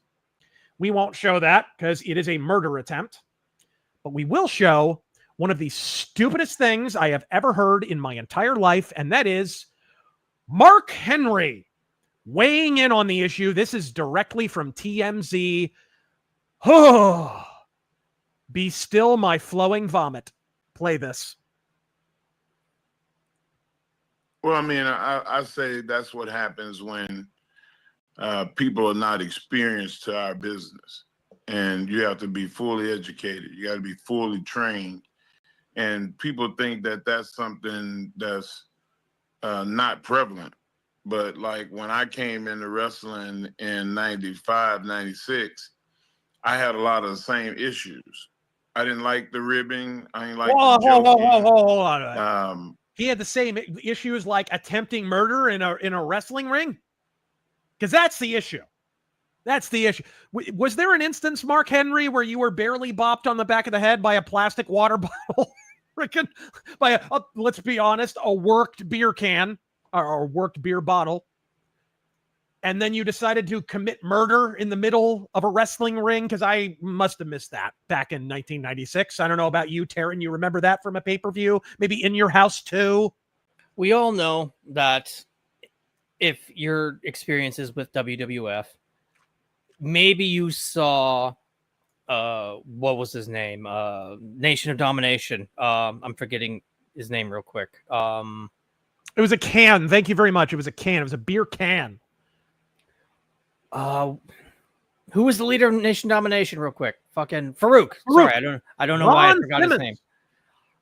He would go hard on some people. You know, his clotheslines were hard as hell. So were Bradshaw. It can get pretty real in the ring. Oh yeah, Ahmed Johnson, dude. Ahmed Johnson wounded Farouk, so Farouk wounded Ahmed Johnson. Fucked up his kidneys. A lot of people aren't aware of this, but he kicked Ahmed Johnson so hard in the kidneys, he had kidney failure. He had to get surgery and like all kinds of. He still struggles with it to this day. For crying When out that happens, it's usually one hit, maybe two. You know, people get mad. But this was premeditated. If we're not going to show it, we're not going to show any of the footage. No, we don't need to. But this guy, he takes a bump. He says, "Okay, you're part of the act. You know, you'll get your chance. You'll run into the ring, and you'll get some hits in. You know." But they're not. They're expecting like open hand hits, or where your palms are like open and empty. Yeah, and you get some fake hits in. Look, you're giving, when you step into a wrestling ring, you are giving another person your body and your bodily well-being. You are trusting them not to murder the shit out of you. Because as we learned with Owen Hart and Stone Cold Steve Austin, sometimes when there's a mistake, Stone Cold Steve Austin he's lucky to be walking today after that tombstone pile driver from Owen Hart. Snapped his freaking neck. But Raja Jackson runs into the ring, gets Psycho Stu down, and then just starts to wail on his head as hard as possible with both fists. Mm-hmm. That's not pulling punches. That's not a work. That is attempted murder. He took advantage of a situation. Thank you. Yes, Razor makes wrestling sound gay. I mean, if the cocksock fits, I'm just saying. Did you want me continue playing? Let's hear this retardation. And anybody that talked to me that I didn't think was worthy of having that kind of aggressive conversation, they got that work. Got that work. I don't know the full story, but I do know what I saw. And it looked like he wasn't smart to what was going on. And the dude that was messing with him bit off more than he can chew. What? And what, with an aluminum you can? careful, one, who you mess with, and two, like what kind of example are you as a veteran for inciting a ride with a kid? Okay, you can pause it there, dude. That we don't need to hear. I guess this is why they don't call him the world's smartest man. Holy shit. He just blamed the dude who damn near got murdered in the middle of a ring for bopping a dude with an aluminum can. I would remind you, Stone Cold Steve Austin hit just about everybody in the head with an aluminum can full of Miller Lite. Remember that shit? Yeah. He was hitting people with that shit all the time because it would explode and it looked really cool on TV. Remember that? I guess by this rationale from Ham Slamwich here, The Rock should have just immediately double leg taked him down him and then just beaten him within an inch of his life until he was brain dead. The fuck? I'd tell Mark Henry to eat shit, but I think the Headbangers already took care of that. If you know, you know. Mark Henry once ate a shit sandwich. True story. But that's true. But it's always, I don't know. It's just nice when a calm, articulate fella like Mark can take a calm, articulate stand in defense of fucking homicide. I find this heartwarming. Don't you, Taryn? Yeah. Yep. I think I need an antacid. No, true story. I wish we could find a clip of it. I couldn't find one before the stream, but Mark Henry had done something to the Headbangers. They pissed them off. And either Chaz or Thrasher, one of the two, decided Mark Henry had a meatball marinara sub backstage. And I know exactly what it was. I've heard this story. And he points to the Headbangers. He says, "This is my sandwich. Nobody touch this. Nobody touch." Like a retard. He's about to go out and work a match. He's not going to be able to watch this sandwich. he's about to go out into the ring. So he reads in the riot act, don't you dare mess with my sandwich. This is mine. Don't you eat my sandwich. This is So he goes to work a match, and freaking Thrasher and Mosh take a shit in his meatball sub, and the dude eats it. That's the best part. He eats it. So if you watch the Degeneration X skit where they made fun of the Nation of Domination, in addition to X-Pac wearing full blackface, it's one of the greatest things you've ever seen in your life, X-Pac says, "Ooh, I think I smell what The Rock is cooking. Oh, wait, that's just shit. Guess I'll eat it." And nobody at home watching knew what that was in reference to, but we know now. Mark Henry ate shit backstage at an episode of Raw. Anyway, so continuing on. Oh, hey, you've got the clip of Joseph Maloney. Let's do it. Let me enlarge this. Oh, yeah, let's read the top here. The Prime Minister, Maloney, exposed Macron for fully supporting the invasion of Europe by illegal aliens. Yeah. Emmanuel Macron ci ha definiti vomitevoli, cynici, irresponsabili. E qui la stampa italiana a dire, hai visto che ha detto Macron, che siamo irresponsabili. Vergogna. Irresponsabile Emmanuel Macron sono quelli che hanno bombardato la Libia perché gli dava fastidio che l'Italia avesse un rapporto privilegiato in campo energetico con Gheddafi. Okay, can you pause that for a second? I love when an Italian gets pissed. Italian is the language of anger. I wish I could speak Italian. I really need to learn it. It's especially brilliant, dude. Especially an Italian woman. Yes. Oh, never piss off an Italian woman. Oh, this is poetry. This is pure pottery. Pure pottery. Let's hear the rest. Caos migrazione nel quale ci troviamo. Cinici Emmanuel Macron sono i francesi che mandano la gendarmerie a rispedire indietro qualunque immigrato tenti di passare il confine a Ventimiglia. Ma soprattutto perché le cose vanno raccontate come si deve, vomitevole è chi... Buono, che lo vuoi tu?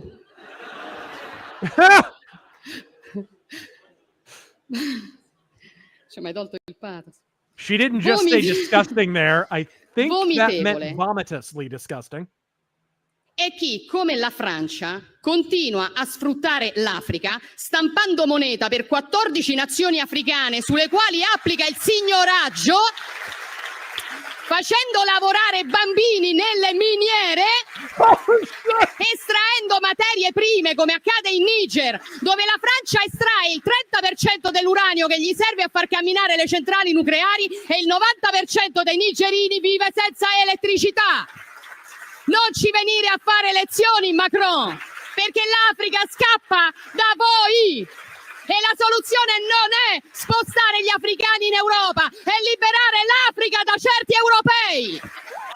Shit! Damn. I had not watched the entire thing. Oh, I'd say that's the hardest a woman has ever hit Macron, but I mean, we've seen his wife. Wow. Non accettiamo lezioni. Chiaro? Holy shit. Dude, it is Italian. It's a poetic language for anger. My goodness. That's a spicy meatball. Thank you for sharing that, sir. Yes, that stood out to me. We do, before we close out here, a name from the past. Oh, yes. Anybody remember the name Shiloh Hendricks? We thought it was over. She raised almost $1 million on crowdfunding, which I don't think she necessarily needed that high of a figure. But everybody kind of rallied around her after she dropped a spicy gamer word on somebody who was creeping on her kid. Who knows what was going on with that situation? We never really got that full story. And so she raised some money, whatever. We thought the matter rose and fell there. But of course, in the age of cancel culture, it never rises and falls there, does it? It's always a multi-part serial, and you'll always have the left strikes back. And now they're doxing her. They're harassing her. It's looking like, well, you'll explain, I guess, as we read through here. You were going to say something, Taryn? No. I was just agreeing with you. I will read the article here. Yes, please do. Very dire. Huh? There is another part of this saga, and they're basically, the long and short of it is they're not leaving her alone. Very dire situation. White mom now faces criminal charges for calling black boy the N-word at playground. Yep. My social security number has been leaked. My address and phone number have been given out freely. My family members are being attacked. My eldest child may not be going back to school. Even where I exercise has been exposed. A white Minnesota mother. Minnesota again. God, what a failed state Minnesota is at this point. Really Go ahead. There's really no reason to live there anymore. No. Like it has fallen. It's Minnesomali. They don't call it that for no reason.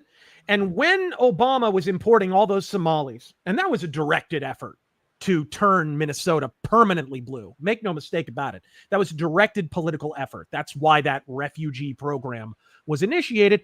People were saying, hey, this is going to affect the state. This is not good. You got to stop doing it. And it was all shouted down with cries of racism. All of it. And you can see this is the fruit of that. Go ahead and read, rather. A white Minnesota mother will face criminal charges for calling a young black child the N-word after a youngster was allegedly stealing from her own child's belongings at a public playground. Video of the April incident went viral, and on Tuesday, the Rochester City Attorney's Office said it intends to file 3 counts of disorderly conduct against Shiloh Hendricks. Not only is she being doxxed, not only is she being harassed, authorities are going after her and not the thief that went after her child. While the charges are still subject to review and approval by a district court judge, the legal complaint concludes Shiloh wrongfully and unlawfully engaged in offensive, obscene, abusive, boisterous, and noisy conduct. That's a stretch. Or in offensive, obscene, or abusive language that would reasonably tend to arouse alarm, anger, or resentment in others. Wow, this is a stretch. Boisterous or noisy conduct. This is nice. This sets a precedent. Can I convict the entire audience of a Tyler Perry film, or like an entire Apollo Theater audience? Can I? Jesus Christ. Hendricks. I'm still kind of pissed this woman almost got $1 million for saying the N-word, though. Here I am like a sucker saying it for free. Hendricks could face a maximum of 90 days in jail and or $1,000 fine. Yep. We won't play that. No. We won't? No. I will save it for later, though. Yeah. That's for your personal consumption later. The mom created a Give, Send, Go donation page for herself, saying she has been put into a very dire situation. I recently had a kid steal from my 18-month-old's son diaper bag at a park. I called the kid out for what he was. Okay, I'm donating to her just for that comment. I'm sorry. I was on the fence, but this woman just earned my $5. Yeah. Another man who we recently found out has had a history with law enforcement proceeded to record me and follow me to my car. He then posted these videos online, which has caused my family and myself great turmoil. Jesus Christ. My social security. It's not enough that her life was going to be over regardless in the age of cancel culture, because you're going to be harassed to the ends of the earth. You're going to be harassed. You're going to be doxxed. It's going to be hard to get employment in the place where you move to. I mean, there's a million reasons why her life is going to be subpar from this point forward. You have to stack on top of that the weaponization of the government against her. And really? That's where we're at. Ridiculous. Anyway, continue. I actually already read all that. It was in the title of the article. Yep, right. As of Tuesday, more than $800,000 has been collected online for Hendricks. Yep. I'm just, man. After receiving criticism, Jacob Wells, the CFO of Give, Send, Go, defended his platform, allowing Hendricks to raise money for her plight. Wow, rare occurrence there, man. We're starting to see that happen here and there, though, a little bit now. You know, these back in 2016 or something, these websites would have folded like an accordion. But oh yeah, you're a Trump supporter, we're gonna debank you. Little by little, we're starting to see a company here, a company there. The jeans controversy, the great jeans controversy with Sydney Sweeney recently, right? That whole thing. They didn't apologize. They did not apologize in the aftermath. My question in the entire case, somebody pointed this out. What was it with the cameraman? You know, I'm trying to find the comment. Yeah, cameraman was a pedo. My question in this entire case has always been like, what the pan-fried fuck was Haji over there trying to do with this woman's kid on a public playground? Like, is this even a question I want answered? That's always been my question. And to me, everybody's like talking about how we have to talk about how her life is kind of over and cancel culture and how she's got to move and raising money and whatever. But honestly, it's all kind of a side issue. What was this guy trying to do to her kid? Why is there no talk of this person being prosecuted or even talked to? What the hell? And this is another, like, what is with people caught in a criminal act deciding to whip out their smartphone and record their prospective victim? Like, we just saw this last week. We didn't even talk about the Dodhead over in Scotland. Yeah. Right? I was going to ask if we had even talked about the Scottish girl. We didn't. We couldn't even get to it. There's so many news stories this week, but like the freaking asshole over in Scotland, and now this mealy mouth moon cricket. Like, what's the gotcha exactly, asshole? Like, aha, I caught you being victimized by me. Like, I just don't freaking get, and it's happening more and more. It's happening more and more. Let's continue here. He said, you have to take a step back from the emotion of these because they are very highly emotional issues, and you land on a principle. I believe in freedom of speech, freedom of association. Those are foundational tenets to the society that we live in. And when you start going down the road of cancellation and cancel culture, it actually breaks the very things that we see that we are against. Yep. Absolutely. Wells explained some folks have developed a mob mentality, which has ruined so many people's lives. Adding Hendricks did not act unprovoked on the playground. Yeah.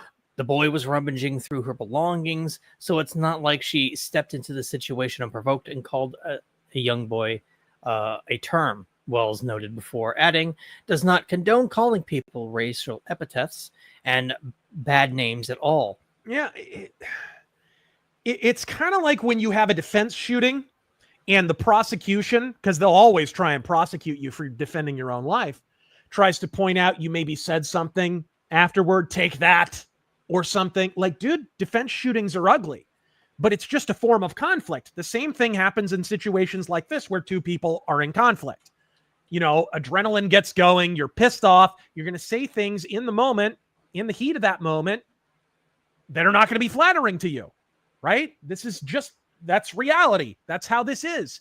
I want to know what this person did ahead of time in order to initiate this confrontation. I don't care what their words. I don't give a shit. I do not give a shit. What happened to initiate this? That's what bothers me. Filipino white boy. I've been seeing a lot of rumors Trump is dead. He just golfed yesterday. Just because he hasn't tweeted much or been seen in 5 days. That blows my mind. We didn't even talk about that AstroTurf bullshit. What did you think of that when that was going down, dude? Oh, what? The whole Trump is dead thing? No, he was gone for like a day and a half, and It's completely astroturfed. 100%. It's bots online. It's all fake. All of it. All of it. It's supposed to be demoralizing. That's it. Yeah, it's gotta be. It's gotta be. It just, what I don't understand is, Biden would be disappeared for 2 weeks at a time. He'd come back and he'd have like dengue fever and anal boils visible. You know what I mean? Like he'd have whooping cough, and everyone's like, "Oh, he's fit as a fiddle. God, he's fine." He's shuffling around. He's calling the White House janitor Jimmy Carter. You know what I mean? Like he's completely demented and out of his. And then Trump is missing for 2 days? He's not even missing. He's posting photos. He's tweeting. He just, oh, sorry, he's dead. He had a massive heart attack. Dude, it's such an op. What drives me nuts is when people ostensibly on the right signal boost this, and you know who you are if you did this. There were so many right-wing podcasters who were pushing this. I called one of them out on social media. I'm not going to blare his name out so he gets shit on even more, but I ratioed this little asshat because he was running with this for the clickbait. And this is the problem. Some people rush to press so fast. Like, I love that we have alternative media, but Jesus H. Christ, can you verify? Can you even apply common sense or any kind of know-how to your punditry? Just the tiniest incremental amount. That's all we're asking for. Because an awful lot of people on the right reported this unironically. It was almost as if they were hoping for it. You're going to step in something, ultimately, that you're not going to be able to take back. We saw this with the Israel-Iran thing recently where, we're going to have boots on the ground inside of a day. Ian Carroll still hasn't acknowledged that he was full of shit on that. Like, it's just, we have a problem with punditry and the integrity of it, frankly, at this point. Before we move too far away from it, we didn't cover the Scottish girl. For those of who are interested in that, you can... Carl made an excellent video about it over on his channel, Akkad Daily. If you guys want to learn more about these. Talked about it. Yeah. And so obviously that's a matter close to his heart because of where he lives. But the channel is Akkad Daily, and Sargon will be talking about that. I should also go ahead and do this one. We got more Rumble rants too. Okay, cool. Dr. Admiral, thoughts on Trump sending ICE to Chicago? I think it's well overdue. I think it's well overdue. Chicago is a bigger nexus point, despite their location. It's a bigger nexus point for Mexican illegal immigration than people realize. There's a huge Mexican community and a huge illegal Mexican community in Chicago, and they like it that way. The politicians, I mean. So I'm all on board with it. Uzi Patrol, Trump has been shot, convicted, and has death rumors. He's MAGA Tupac. Godspeed. The thing I don't understand is it's kind of a self-own. Like, if you're really crossing your fingers hoping Trump dies, you're really crossing your fingers hoping that Vance ascends. Good luck with all that. Black shirt and jeans. The gotcha is many of these criminals know the state puts their consideration over the citizens. The immigrants know they are protected class. Exactly. You're seeing this too in cases of like you see it a lot with like third wave feminists who are just unruly cunts in a conversation or something. You see these videos all the time online, whether they're arguing with their boyfriend or they're arguing with their manager or just arguing with a person on the street. I saw one of a motorist pulling up alongside another motorist, and the camera woman was a feminist cunt, and she's just browbeating this person, and it's making her look bad. But she's counting on the fact that she's a woman and the other motorist is a guy. And so everyone's going to weigh in her favor. And of course, some people did for purely clannish bullshit reasons. I agree with you on that one. The Copper Owl, remember it's free speech to burn the American flag, but don't you dare call the PDF file a gamer word. The founders wouldn't want that. Emperor Creative, buongiorno, RazorForce. It's me, Il Duce. I'm very pleased to see that you are wearing your best black shirts and black pants. Godspeed. Duce. See, Stryker, it sucks. I grew up near Minnesota all my life, and it's terrible to see where it is now. Up yours, Obama. The damage done to Minnesota under the Obama administration was generational and quite possibly irreversible. I cast knife. Turns out we hated them for the content of their character all along. Just so happens the melanin is an early warning signal like poison tree frogs. That super chat available with German subtitles, by the way. Yeah. Normal man, stop. He's already dead. Garcia, Raj is just a 25-year-old baby. He didn't do nothing. Oh, we should add to the Rajah Jackson story. He's already taking bookings. He's already booked for other shows. He not only hasn't been prosecuted, he's already been booked for other wrestling shows. Let's see. We got some Rumble rants here. Lagarticus, I still find it depressingly hilarious that it boils down to GOP ineptitude versus the fecal dumpster fire that is the DNC. Yeah. Godspeed and thanks for the deeper dive into my question from Friday. Yeah, Godspeed. I like doing little things like this. Maybe as we're heading in closer to the actual midterms, we're talking 2026, maybe we'll do a proper breakdown a couple of weeks before the election and kind of, maybe we'll circle back like Jen Psaki. We'll circle back and talk about it again. She ever get around to that? Right? Dude, her response to the Minnesota shooting. Did you see that? No, and I don't care to. Oh, she had like a Gavin Newsom-esque, like where Gavin Newsom was like, they were praying as they were being shot. It's like, wait till you find out what Jesus did while he was hanging on the cross, ass face. But Jen Psaki was saying something like, stuff your thoughts in prayers, stuff your prayers aren't enough. She did one of those hot takes. Kind of like Rube Gallego. I think he did that too. And I helpfully pointed out that, hey, if prayers didn't work, you'd still be in your former job in the White House, bitch. HDRK, thoughts on Alex Stein crashing out over Israel just now? I think it's kind of tongue-in-cheek. When I was watching it, it seemed a little performative to me. I like Alex Stein. He's hilarious. I don't think he was... I could be wrong. I don't watch Tim Pool, so I didn't see the full context, but I did see the clip. I don't know. If you guys watch the full stream, you probably know better than me, but the little clip that I saw, my first instinct was Alex Stein's he does kind of a Andy Kaufman thing sometimes, and maybe that's what it was. I think that's his opinion about Israel, but I think him freaking out like that was kind of performative. That's just my gut feeling, though. I could be wrong. That's just my opinion. I could be wrong. Isaac, I personally don't like Trump. Everything he's promised has either been backpedaled or changed. I would refer you to our first 100 days stream where we went point by point down all the things that Trump had already done in the first 100 days, most of which were done in the first week. I need to make a video about the right's terminal case of political amnesia, because this happened in 2016, and it's happening again after the 2024 election, where Trump does a whole bunch of shit right out of the gate. He fulfills pretty much all the promises that he said he was going to fulfill.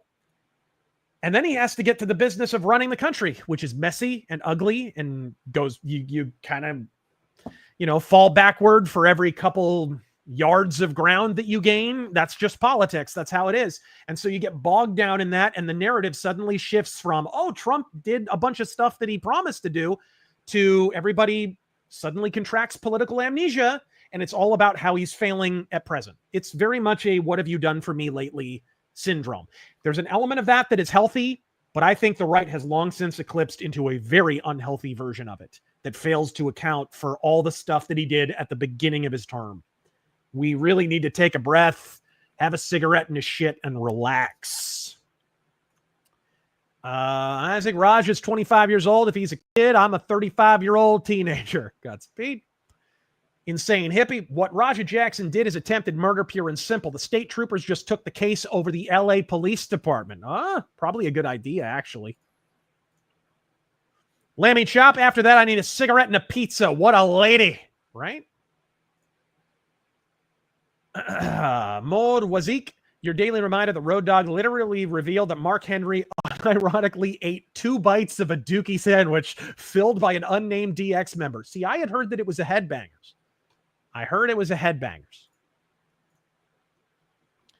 Sir Rogaine.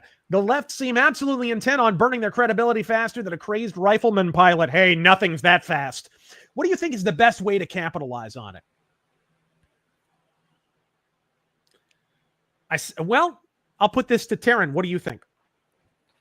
The left's crash out, which continues. And I said at the outset, the two big things you need to consider heading into the midterms are how popular how mobilized is the left? What is their level of enthusiasm? And right now, it's deader than Biden. And what are the actual registration figures? We didn't even talk about the registration figures, actually. I can pull those up. They were just reported. They're from last year, mind you, but heading into this year, of course, they're going to still be largely the case. But the registration figures for the Democrats are post-apocalyptic. They are not good. I reposted that too. The graph. That ain't that a crying shame? I think this is something I probably should have mentioned in my breakdown of the midterms and the upcoming one-off election in November. This is what Democrat voter registration looks like in all the battlegrounds. This is bowling shoe ugly, people. This is a work of art. I want to hang it on the wall. And this is from 2020 to 2024. Keep in mind, they won in 2020. They lost support and registration following Biden's victory, his gigantic air quotes victory. So this is all stuff that you need to take into account heading into the midterms. The enthusiasm gap. My thing is, I think Republicans are a little demoralized. I agree with the people who are saying that. Like, I saw people in the chat saying that. I don't disagree with you. I do not disagree with you. I think a lot of Republicans are demoralized. Some of them are kind of out in the weeds on pet issues, whether it be Iran, Israel, whatever it is, right? But I do think that enthusiasm problem is still there. I think that's accurate. But they're the incumbents. They have control. So if Democrats don't have sufficient enthusiasm, and right now they do not, they just don't, then it doesn't matter. And guys, we saw that with the prospective red wave in 2022, where Democrats were very unpopular and some people were predicting a red wave. I did not, by the way. I did not predict a red wave. But I did think that they would do better than they did. And so when the enthusiasm problem can't overcome that, it doesn't matter. The existing party in power gets to stay right there. And that is important to actually weigh in mind. So is there a specific thing you think they could do, though, Taryn, to capitalize on that? Kick them while they're down. Like Raja Jackson. Weefy. Any chance for a music mythos on Bach? I don't know every single work he ever did because he was very, very prolific. Plus, I'd have to review a bunch of hymns and stuff. I went to for the first time in years since I was a little kid, I went to a Lutheran Church Missouri Synod on Sunday, not an LCMC, which is normally what I attend. It was just to roll the dice and see, because for a variety of reasons, I didn't have to be at the church that I normally was. So I decided to roll the dice on one down the road. But half the hymnary is by Bach. Half of it is Johann Sebastian Bach. You leaf through a Lutheran hymnary and it's just Bach, Bach, Bach, Martin Luther, Bach, Bach, Bach, Martin Luther. It's genius. All right. Mode Wazik. The best way to solve the Mexican illegal populist problem in Chicago is easy, actually. Just deport CM Punk and they'll leave singing his theme song. It is weird. He's very popular with Mexican illegals. Let me continue over here with the Rumble rants. Oh, please do. Dangerous Spaces. Comparing immigration enforcement to Nazi Germany is so incredibly baffling to me. If these people read a history book, they would see that Nazis in no way respected the sanctity of national borders. My bladder's about to explode like a Belfast car bomb. So if you could finish reading the Rumble rants, and I'll be right back. Sure. All right, cool. That next one was a question. I'll skip that until he comes back. We have one here from Eric over on Rumble. I've taught machine operator classes in Chirac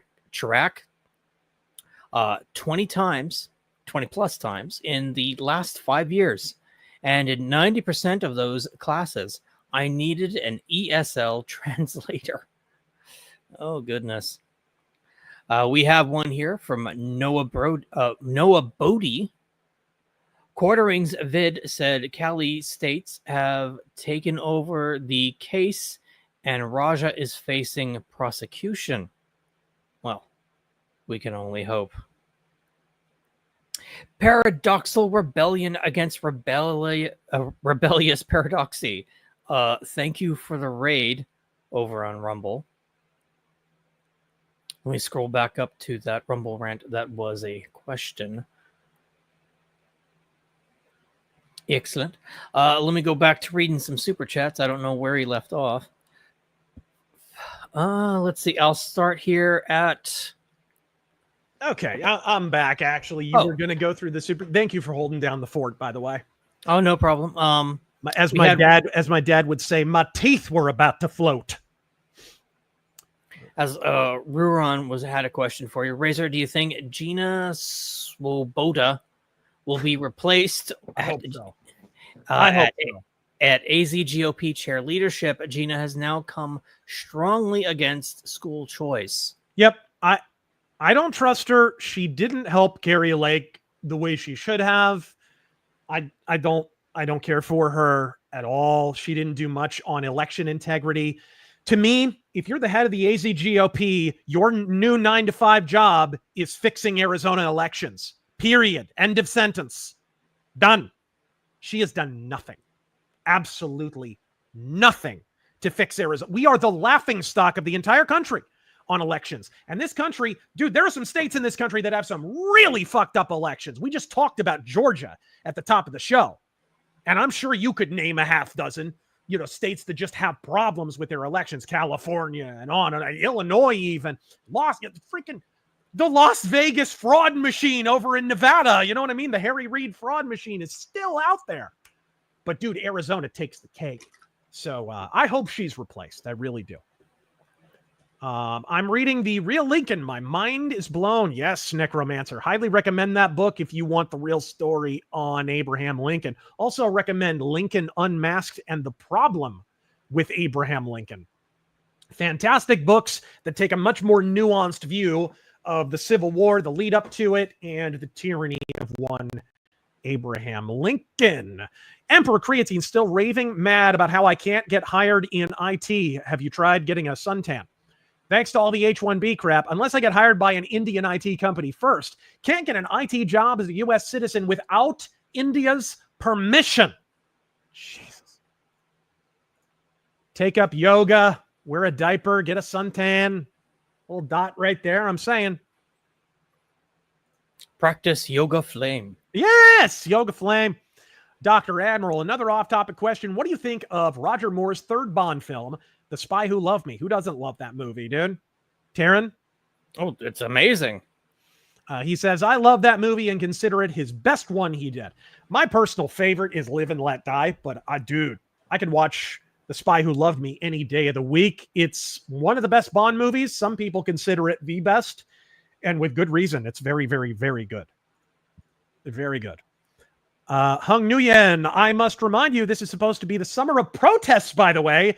No Kings 2.0 was planned, by the way. That was the protest, by the way, that I swung by here in Phoenix. It was the No Kings protest.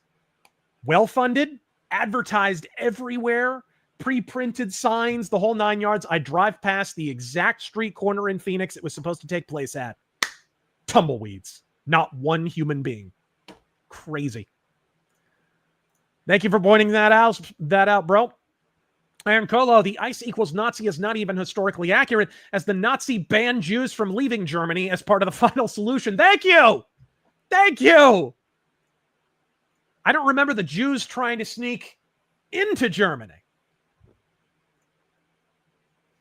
Maud Voisic, hey, I started reading The Not So Wild Wild West by Terry Anderson and Peter Hill after randomly stumbling upon an old tweet of yours. Great stuff. Yeah, it's really good. It's a good civics lesson for the Old West. A good civics lesson about how much regulation is even really needed to have a functioning society, and the preponderance of violence that tends to accompany the swelling size of the federal government. Overkill 161, 2022 prediction is Jeb now, Jeb forever. A Jeb in every driveway and a Jeb in every pot. Animate Acumen, Georgia is dead. What do you think about Taryn? You think Georgia's a lost cause? I mean, I know you've caught some noise. The whole fiasco with Stacey Abrams and everything that's been going on in Georgia. You think it's a lost cause? You think it's just hard blue, never going back? I don't know. I don't want to believe it. I mean, really, I suppose the comparison to make would be Minnesota, which is hopelessly lost unless you deport everyone that has gone there for the past like 15 years. But I don't know, man. You would need a powerful movement to get Georgia back. Yep. Lazy man, you wonder why North Carolina would go blue after everything? The North Carolina State GOP are full of rhinos sandbagging elections out of spite against MAGA candidates. There's a lot of that going on down ticket. Trump is still trying to fumigate the Republican Party. And yeah, he doesn't have to deal with McCain anymore. He doesn't have to deal with Romney anymore. He managed to bring Marco Rubio, of all people, apparently into the stable, although I still don't trust the asshole. But the work is not done yet. It's an ongoing process, and he's going to be out of office before this process is actually consummated. So, Jigs Dino God, many states are likely to swing red just because of a Dem position we saw last week. Quote, prayer doesn't work, unquote. I literally saw that tweet. That is a literal quote. People forget a lot, not you trashing religion. That is kind of a good point. Even in our transitory news cycle, Emperor Creatine, you know what's amazing? Oh, no, I already read this one. I don't know if he donated it twice, but Dapper Helljumper, here in Kentucky, Louisville, and Lexington literally export lib shit ideology and homosexual stuff to the surrounding red cities. In Shelbyville, they've worked their way into the local boards and councils. This is happening in every red state in the union. Every single one. It's happening in Oklahoma. We just heard about it in Oklahoma. Matthew Holloway, my projections show the Senate +3, House +5. Have Gell hit me up. I'd love to collab. Ooh, it's not a bad idea. If would you guys want to have someone come on who covers the elections like on a ground level from the media to just talk through this issue? Because we've never really had a guest on here, have we, Taryn? No. Not really. We've never done a proper interview on the RazorForce Offensive. It's always just us talking the issues with a bunch of one-off rants. I think that'd be cool for a change of pace. Let us know, RazorForce, what you think of that one, because I think that'd be cool. Nick's mustache. Michigan is a lost cause. I hate it here. Guaranteed blue. Yeah, I put it soft red only because of how the aggregate is looking right now. But how the aggregate is looking right now is no guarantee of election day. We're a little less than a year and a half away from election day. So a lot can change. Copperhead Snake can confirm most blues in North Carolina are expats from up north. H-1B problem goes beyond rally. I agree. Matthew Hammond, Trump Republicans are low propensity voters. Without Trump on the ballot, it will be tough for Republicans to win. Here's the problem. When the opposition has a bigger enthusiasm problem than your side, as we saw in 2022, it won't matter. This, I think, is a bigger firewall than people realize. But again, I don't think this affects, who knows if the Republican voters are still going to be dissimilarly, demoralized in 2026 as they are right now in November. So, Jonathan English, Arkansas is rhino red and will unfortunately remain that way for the foreseeable future. The Copper Owl, saying Hank's voice, Rolling Stone doesn't make Hassan look good. Hassan makes Rolling Stone worse. Godspeed. JD 1989, given the current makeup of the Democratic Party, it's doubtful they'll be able to have any realistic chance of taking the House or Senate. Yeah, I didn't show you guys the final numerical figure there, but if you crunch the numbers in your own head on that map that we showed, it's a pretty comfortable win for the GOP in the Senate. Lance Corporal Hawk visiting my girl in Oregon. Went through Portland today and right on cue a protest on an overpass. We can assume what kind. Cherry on top, there was a homeless camp under the overpass. Will wonders never cease, bro. Will wonders never cease. The politics and the effect of the politics inhabiting roughly the same geographic region. Wouldn't you know it? Opinionated junkie, illegals are the reason for high rent and mortgage. They're one of the contributing factors, for sure. One of the contributing factors. Another is China buying up all the real estate. Which foreign entities. I don't think we covered Greg Abbott, governor of Texas. No. Either recently signed or is about to sign legislation to prevent China, or I think it's specifically America's adversaries and rivals, from buying land in Texas. Yep. It's good. Wait, didn't she sign off of the name change? Who? The shooter, the asshole. Yes. The mother. Yep. What I've heard is no. Hung Nguyen, my thought was Reddit is responsible for this. Well, I'd be surprised if they didn't have a Reddit account. Let's put it that way. Agamemnon Fireman. This is about the governor race in New Jersey, but I believe Chattarelli can win. Polls in 2021 had a double-digit miss, and the same polls have him down less this year. Kamala only won New Jersey by 6 points. Biden won by 16. That is true. New Jersey did drift red by quite a bit, but that was with Trump on top. And that is crucial to remember. Look, Trump has a number of properties out in New Jersey. He's a recognizable brand in New Jersey. Even if he had never been the president, he already would have had some roots in New Jersey. So, beware produce without Best Buy dates on them. They're possibly treated with Bill Gates' appeal edappeal. Even raccoons won't touch the produce. Interesting. Sea Striker, I fear this may be a recurring theme with all the trans kids having their lives ruined through the John Money 2.0 experiments. Agamemnon, I lived in New Jersey 20 years. In my opinion, it is changing. I have heard that politically some of the makeup of New Jersey is changing. George Alexopoulos, who lives out in Jersey, talked to me a little bit about it. Nesquick, thoughts on the possible RNC Trump wants ahead of the midterms next year? Seems intelligent to me.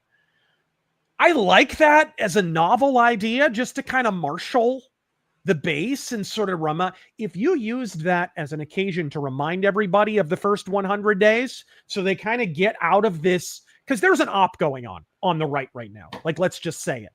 There are people who claim to be right-wing podcasters today who are not right-wing. They are flat-out left-wing Democrat operatives. And some of them are very, very big. And their only cause célèbre right now is to divide the right, because the left can't marshal their troops. They can't argue. They can't string an argument together. So it could be good for Republicans to sort of remind everybody to sort of break that spell that is slowly being woven by some of these podcasters. I think it could go a long way to sort of breaking that spell and getting a little bit of momentum ahead of the election. It's not a bad idea, depending on how it's handled. Sea Striker, the media's made mass shooters and serial killers into modern day outlaws. Gosh, outlaws. Have you seen a true crime podcast? These wine moms have turned serial killers into Lotharios. Like they're like, oh my gosh, Ted Bundy's so dreamy. Like this kind of shit. You hear this kind of shit on true crime podcasts. Dude, the true crime genre is such cancer. Grizzly Beardo. Giffords flat out lies about our anti-2A laws in Minnesota. We don't have any mag regs, but only a scant 2 election cycles ago, we had the right to buy and sell our own personal fishing rods without FFLBS. So things are sliding.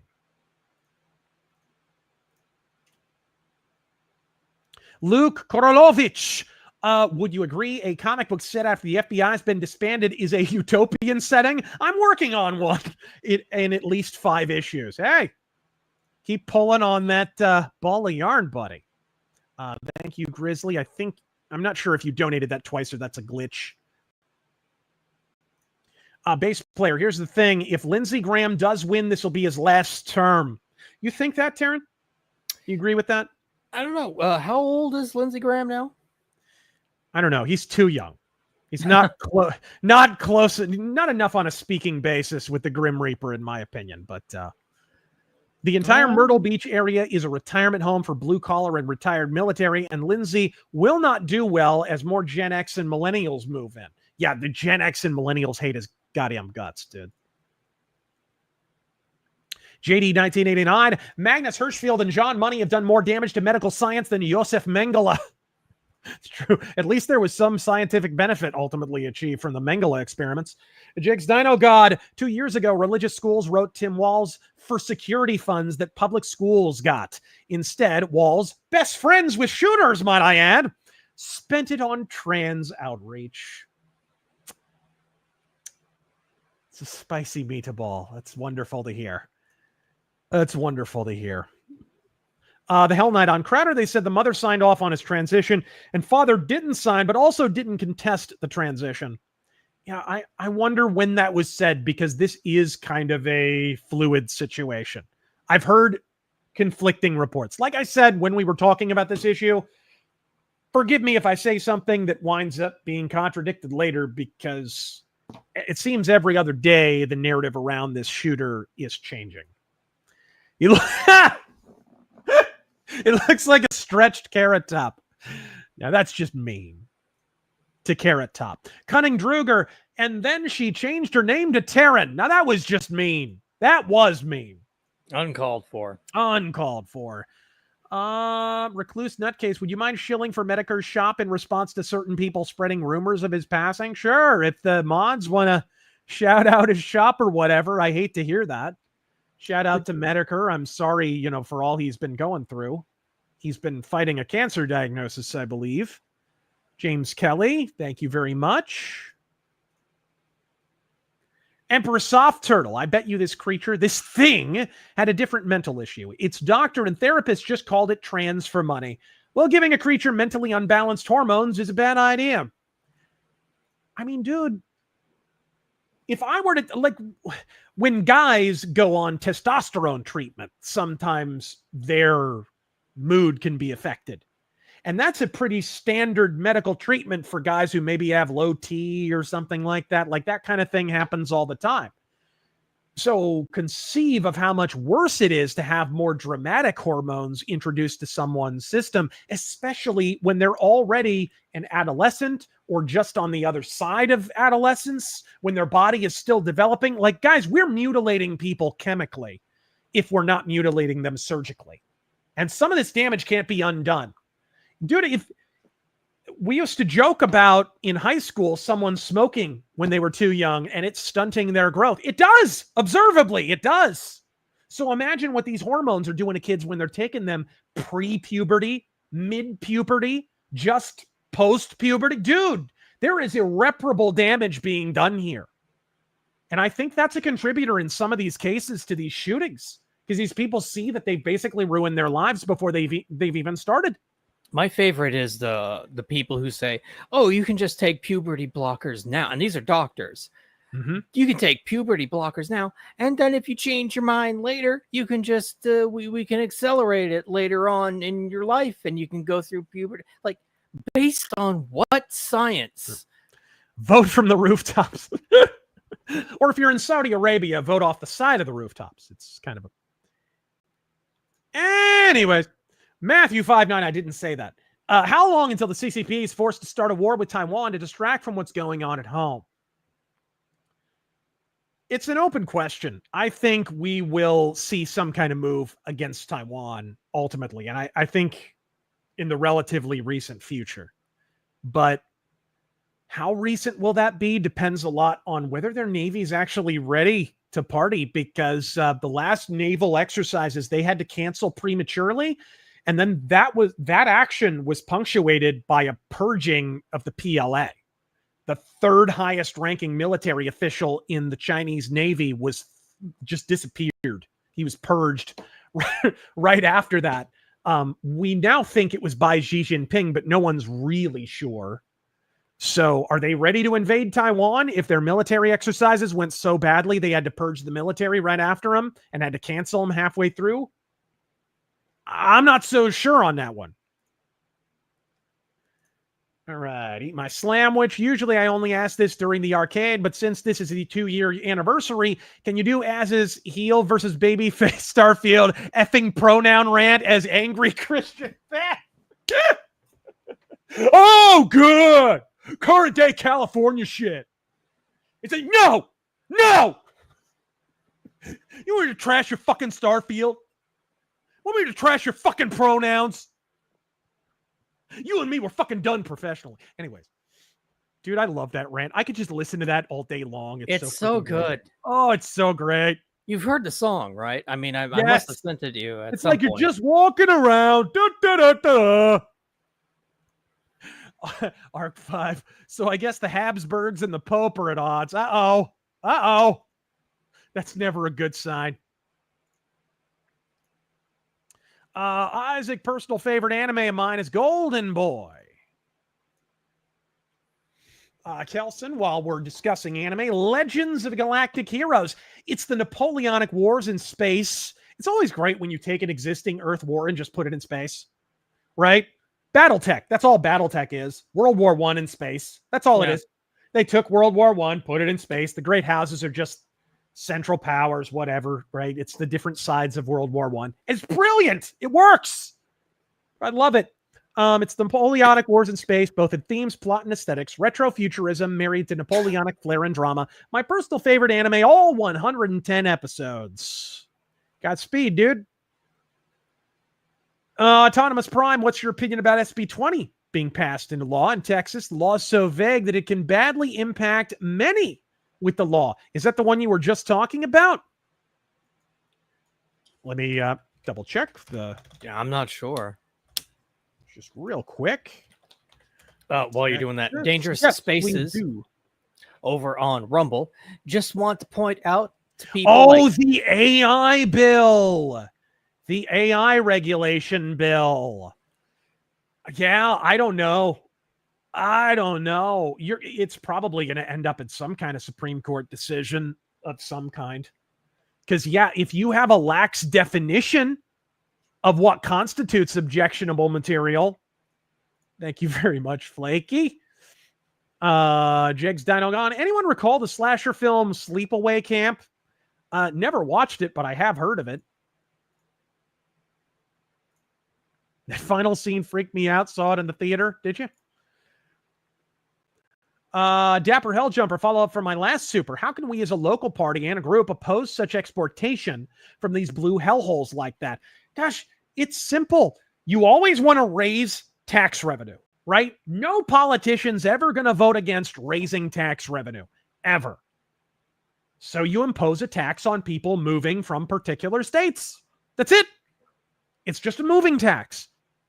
Granted, a lot of people are going to pay it, whatever, but all you have to do is make Arizona or Texas a little less attractive for California emigres. That's all you need to do. If they were planning to move to Phoenix and suddenly there's a moving from California tax, maybe they move to Colorado instead. That's all you're trying to do. And to me, that's the only way you can stop the bleeding. That's my proposal. You have one, Taryn? No, that actually sounds perfect. That or just, increase the number of rad scorpions. Yeah, and we know you can tax people moving out of the state of California because Gavin Newsom did it. The engaged few, every time I hear about ICE raids, I think of the song Illegal Alien by Genesis and start singing, "It's no fun being an illegal alien." It's true. Ghost Rider. You ever get the feeling these shifty norms in spy-ridden consumer tech, censorship, gaming, etc. are to consolidate all media into television 2.0? Dude, I've said this for a long time. Streaming services are arcing right back around to being cable television. If you notice, they're starting to package them together. You can buy the Disney package deal where it's Disney Plus and Hulu and a whole bunch of other services all packaged into what we're literally to the point where they've got multiple channels going at once and live TV too. I think we're very, very close to having lapped back around to having cable television that costs a lot more than cable television, by the way. And the only thing that will have changed is you get it through the internet instead of through a coaxial cable. And some people have cable internet, so that isn't even much of a change. Congratulations, you played yourself.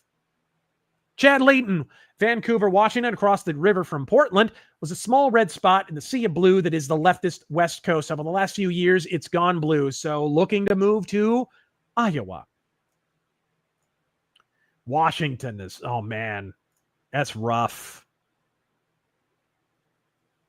Mikey, so I just read that Trump is mulling over reopening insane asylums. Do you think we could actually get that win? Here's the problem. How do you define an insane asylum? Because if we still have state hospitals that are ostensibly perform the same function.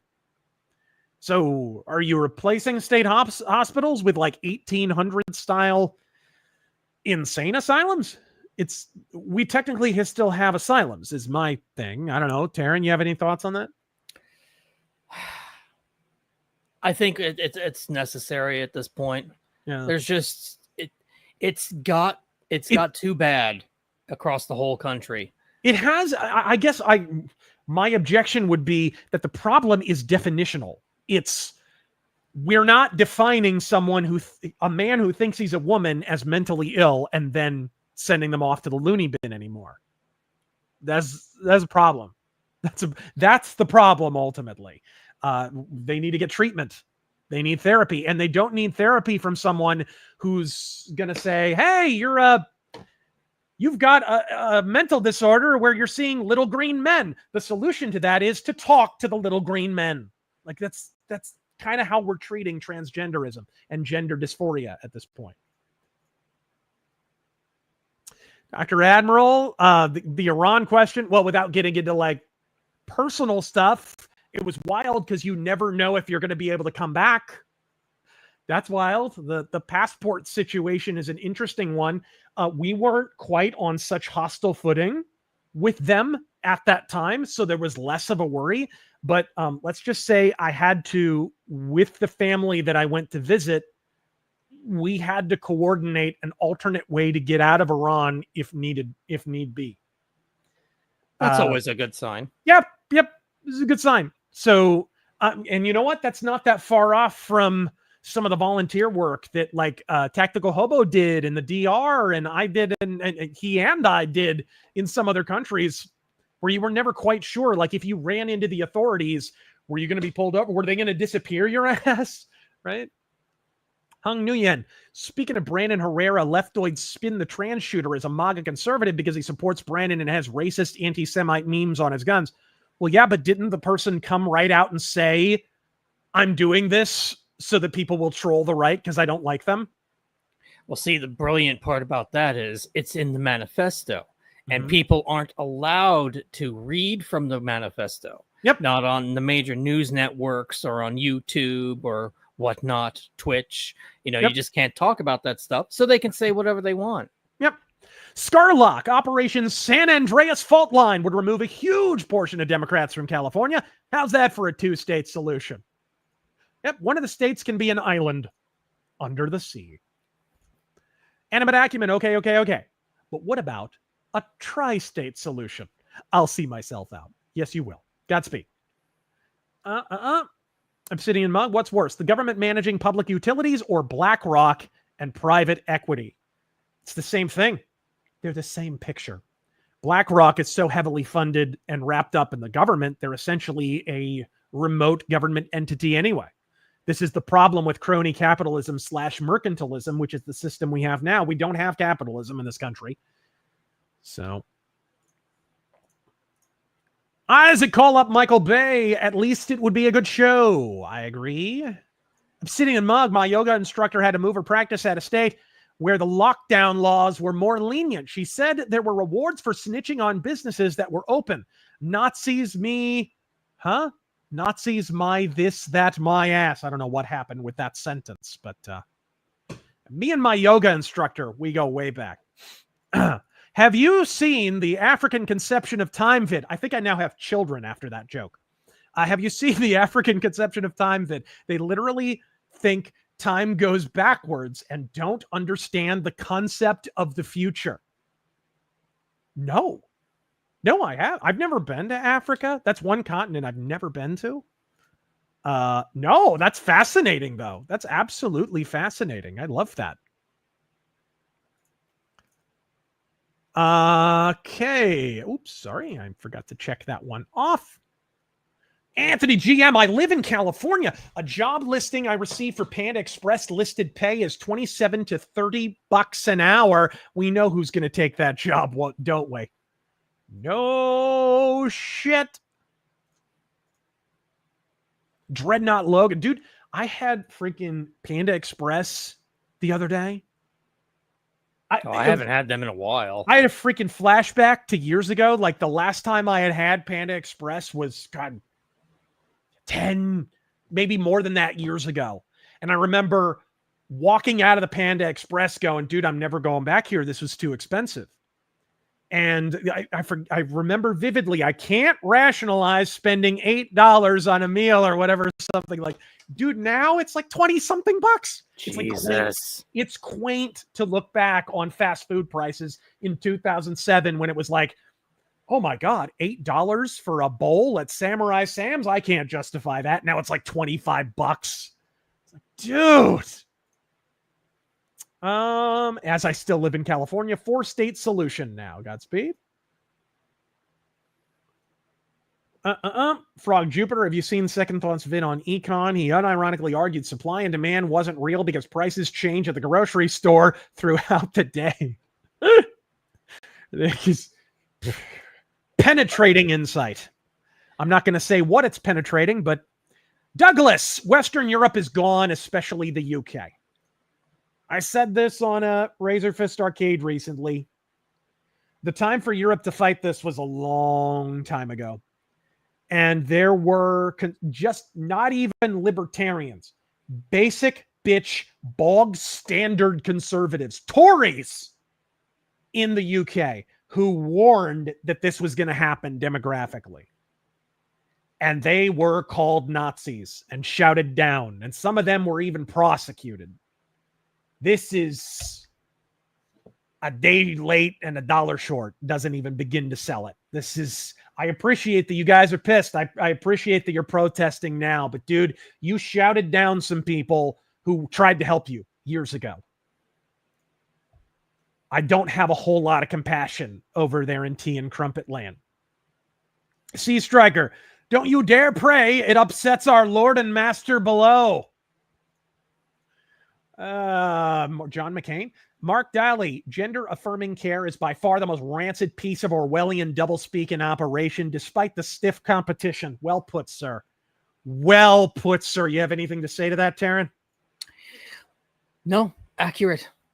I think I sometimes wonder what Orwell would think if he could see the world as it is today. McLeod 2486, to me, it's not what have you done for me lately, it's what has Trump done that'll outlive his tenure that'll keep the weirdos at bay. I agree. I'm not saying it's ideal. Trump was the best of a bad situation. You were never going to agree with him 100% of the time, and I don't. I really, really think some people are missing the forest for the trees. They're developing a political amnesia on the right wing, and we've really got to start pushing back against it. There's nothing wrong with holding Trump's feet to the fire when he does something we don't agree with. You guys saw me the other day when Trump announced that 600,000 Chinese students thing, which was not as bad as reported. Apparently, it's pretty much the same rate that it's been before. But I opposed it before. Like, we shouldn't be importing people from a hostile Chinese regime. Put it this way. China are aware that they are in a Cold War with the United States. We're not treating them like it. And that's a problem. Only one side has joined this Cold War. It's in progress, whether you like it or not. It's time for us to acknowledge that it's happening and treat China as if they are a hostile party in a Cold War against us. Because they certainly are behaving like it, and internally, they are acknowledging it, openly amongst each other. Squishy Hunter. There's a non-zero chance I may be moving to AZ late next year, likely Phoenix or just outside of it. Anything I should be aware of outside of Scorpions and 110-degree temperatures? Yeah, get a good air conditioner. Get used to having your air conditioner set a little bit higher than you're used to, because if you run your AC at like the East Coast temperatures that you're used to, your AC unit will freeze over and you'll be sweating your balls off before long. You will ultimately be sweating one way or another. So that would be the first thing. Any advice from you, Taryn? Buy an elephant gun for the death claws. Yes. Buy an elephant gun for the death claws. By the way, our gun laws are gorgeous. So enjoy our gun stores. You can literally walk in, pick out a gun, walk out in 10 minutes, fill out one form and walk out in like 10 minutes with a brand new gun. It's glorious. It's fantastic. No background check, nothing. Here, let me, before you continue, let me read a few. Oh, there is a Rumble background check, but not in the way that you think in other states. Dangerous spaces. I just want to point out to people like Gavin Newsom and Jen Psaki that the Minnesota shooter also disdain religion and religious people. You dumbasses are taking the side of a school shooter. Morons. Yep. And Jaguar Sage, you once mentioned that Nancy Pelosi had some connection to Jim Jones. What was that connection? Nancy Pelosi was part of, so there was kind of a cabal in California of a crop of politicians who were just popping up in the 70s, and Pelosi was one of them. There's Barbara Boxer, I think. Dianne Feinstein was one of them. Jerry Brown, George Moscone, Harvey Milk was in that whole set, right? That whole group of people. So Nancy Pelosi was one of many people who was connected to the whole Jones thing. When he became housing commissioner of San Francisco, she endorsed him. Unfortunately, we'll never know if she spoke at his church. We know that the vast majority of the California political establishment did speak at his church. We have some evidence of, for example, Jerry Brown speaking at his church. Because what happened is after Jonestown, Jim Jones, he had been illegally appointed the housing commissioner. So after Jonestown and the mass suicide, it was believed by Jerry Brown correctly that the People's Temple was going to be investigated, and they would discover the connections between a lot of the California politicians and the People's Temple. So Jerry Brown, the day of Jonestown, ordered all public records in the California archives relating to the People's Temple, meaning pictures, articles that would have been covering events that prominent California politicians would have been involved in with the People's Temple. He ordered them all purged, which is why the only pictures we have of Jerry Brown with Jim Jones, of Jerry Brown with Rosalind Carter and such, those are from independent third-party newspapers from out of state. Nothing from California is extant. And the only stuff that exists in the California, like Historical Society and stuff, is pulled from outside California sources. So Pelosi very likely spoke at his church, because pretty much everyone did in the California political establishment. But only Jerry Brown was prominent enough to have been covered nationally outside of California, so we still have the photos of him with Jim Jones, him speaking from the pulpit. We don't have a photo of him at the pulpit with Jim Jones in the background or anything that neat, but we do know that he spoke from the pulpit and whatever. So did Rosalind Carter. And of course, Rosalind Carter prevailed upon her husband, and her husband was the person who in all likelihood pulled the strings to get the California political establishment to immediately latch on to Jim Jones in the way that they did. That led to him being housing commissioner. Him becoming housing commissioner led to him wielding that position against his victims. That ultimately led to him fleeing to Guyana, and of course the mass suicide, as I said earlier. Gigamango Fanta, thoughts on Reddit Lite, 4chan, and and the farms suing Britain's Ministry of Censorship. Oh, right, they're suing the British Ministry of Censorship. Any advice on how they should go about protecting Fourth and First Amendment rights digitally from agencies abroad? Here's the problem. I don't know what the barrier is in Britain, right? Like, for example, you had Candace Owens, who's going to have that whole lawsuit going on. She's going to cite that some French people who had made the claim about Brigitte Macron won their case. But the problem is the barrier to prove that is to prove that they actually were acrimonious in it. So what's the barrier is my question. Are they going to be able to prove that? And in Britain, man, with the way their courts are, ooh, that really, really worries me. That worries me that there'll be some weird statute or something. So not knowing the courts, I couldn't really answer that. Normal man.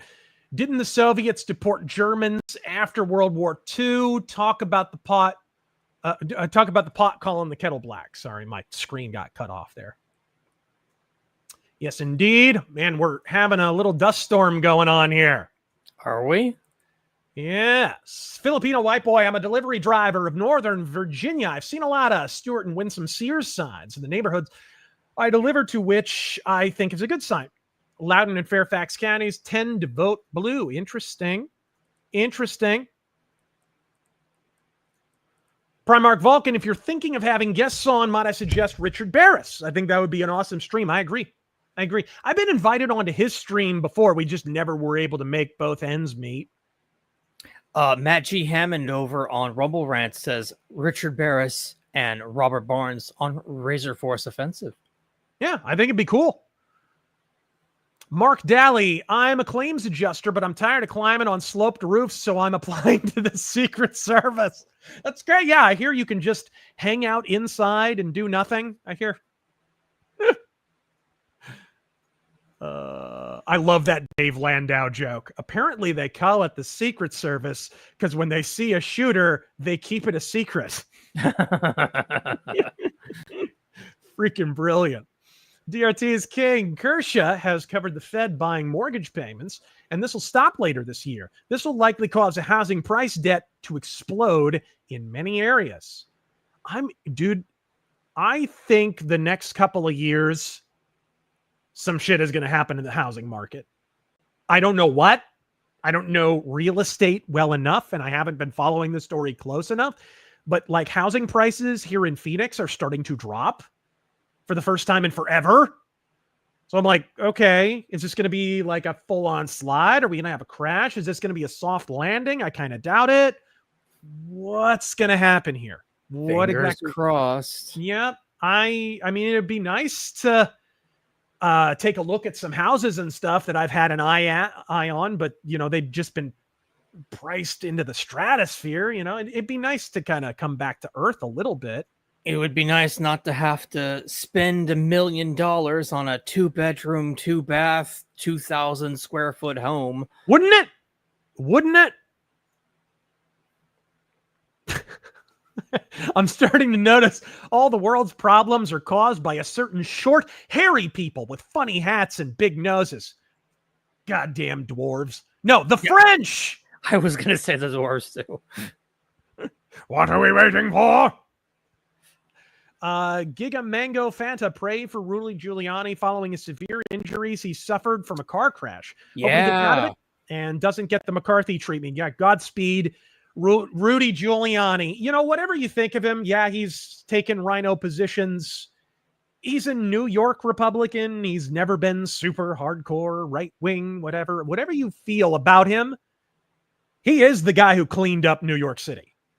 People who were not alive at the time don't know how bad New York City was before the Giuliani regime. Like, that city was it was the kind of shithole that it's turning back into right now. You can kind of get a feel for it today, but it was even worse than this. It was much worse. Death Wish was a documentary, folks. So Godspeed to Rudy Giuliani. May he recover. It's ironic, too, because apparently the story was he pulled over to help someone who was in an accident or something. Got hit on the side of the road.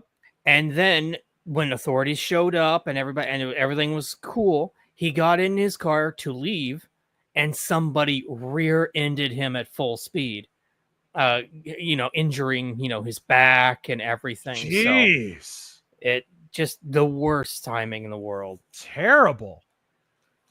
All right. Dr. Admiral, These gender transitions are not transitions. They're full-blown chemical sterilizations. I call them chemical castration. Humans cannot change their genders. True. It's true. Sumta gave Starfield a second chance. Why?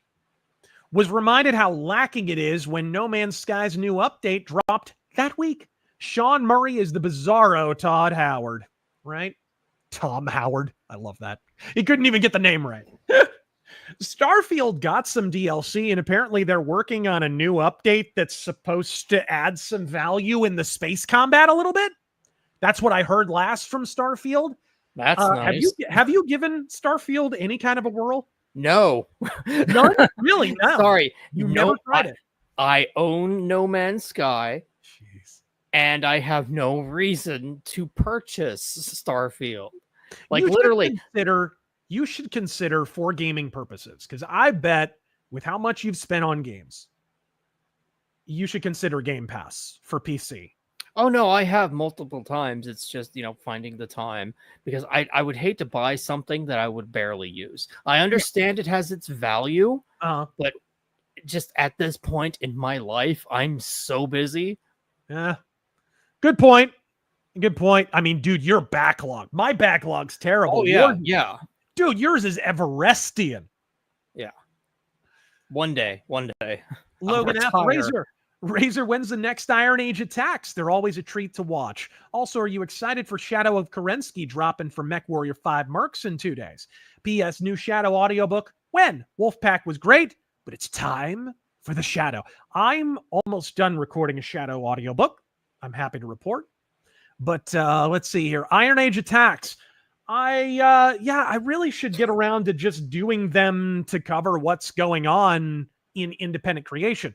Because, like, I've seen people say the Iron Age or whatever slowed down or whatever, but it's, dude, all the same number of people are making the same amount of product. It's just I haven't been covering it, which is my fault, honestly. So I should have more people on to talk about it, really. As for Shadow of Kerensky, you excited for that DLC, Taryn? I've heard nothing about it. Does it add any value to the game? Like, It's will it add adding clans. It's adding clans to MechWarrior 5 Mercenaries. Not clans, not MechWarrior 5 clans, but Mercenaries, the main game. Okay.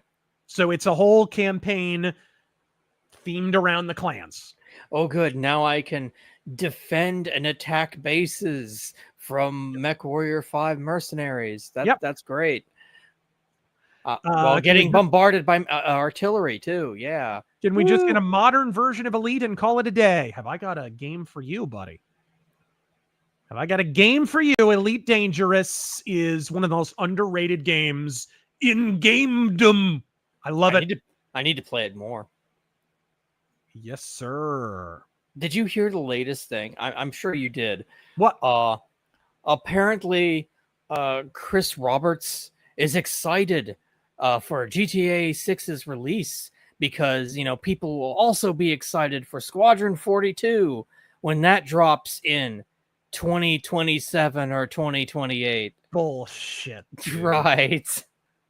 I would remind you, like, the third release date he announced was holiday 2015 or something like that. Not for Star Citizen, for Squadron 42, the single player space sim game starring Mark Hamill and John Rhys Davies and all the Wing Commander people. They're all going to die before that game comes out. They're all going to die. John Rhys Davies will be in the ground, knock on wood.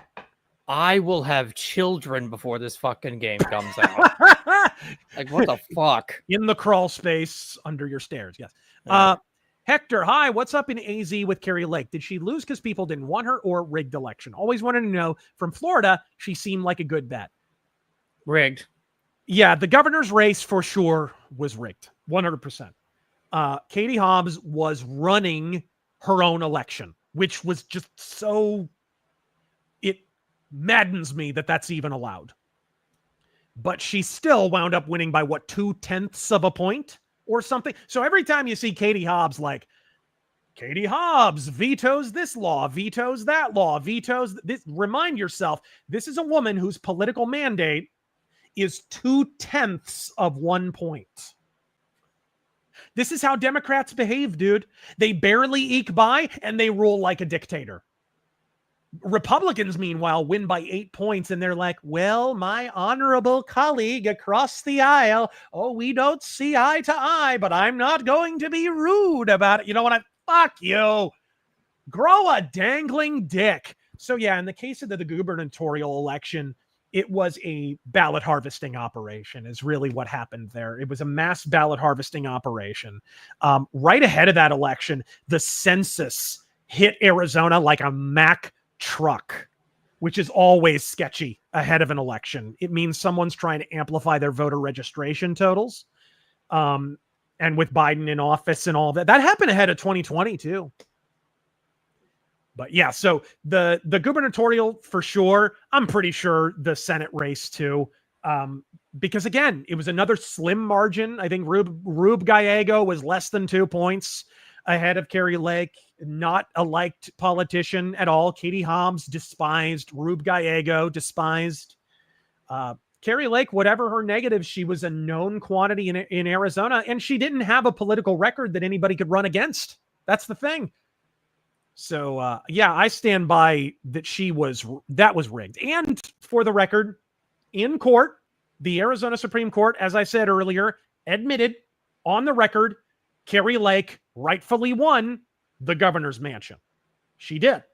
It's just that her lawyers couldn't prove that Katie Hobbs did it on purpose. She got the judge to admit that there were enough irregularities that she should be the rightful governor of Arizona. You can look that up, by the way. That's public information.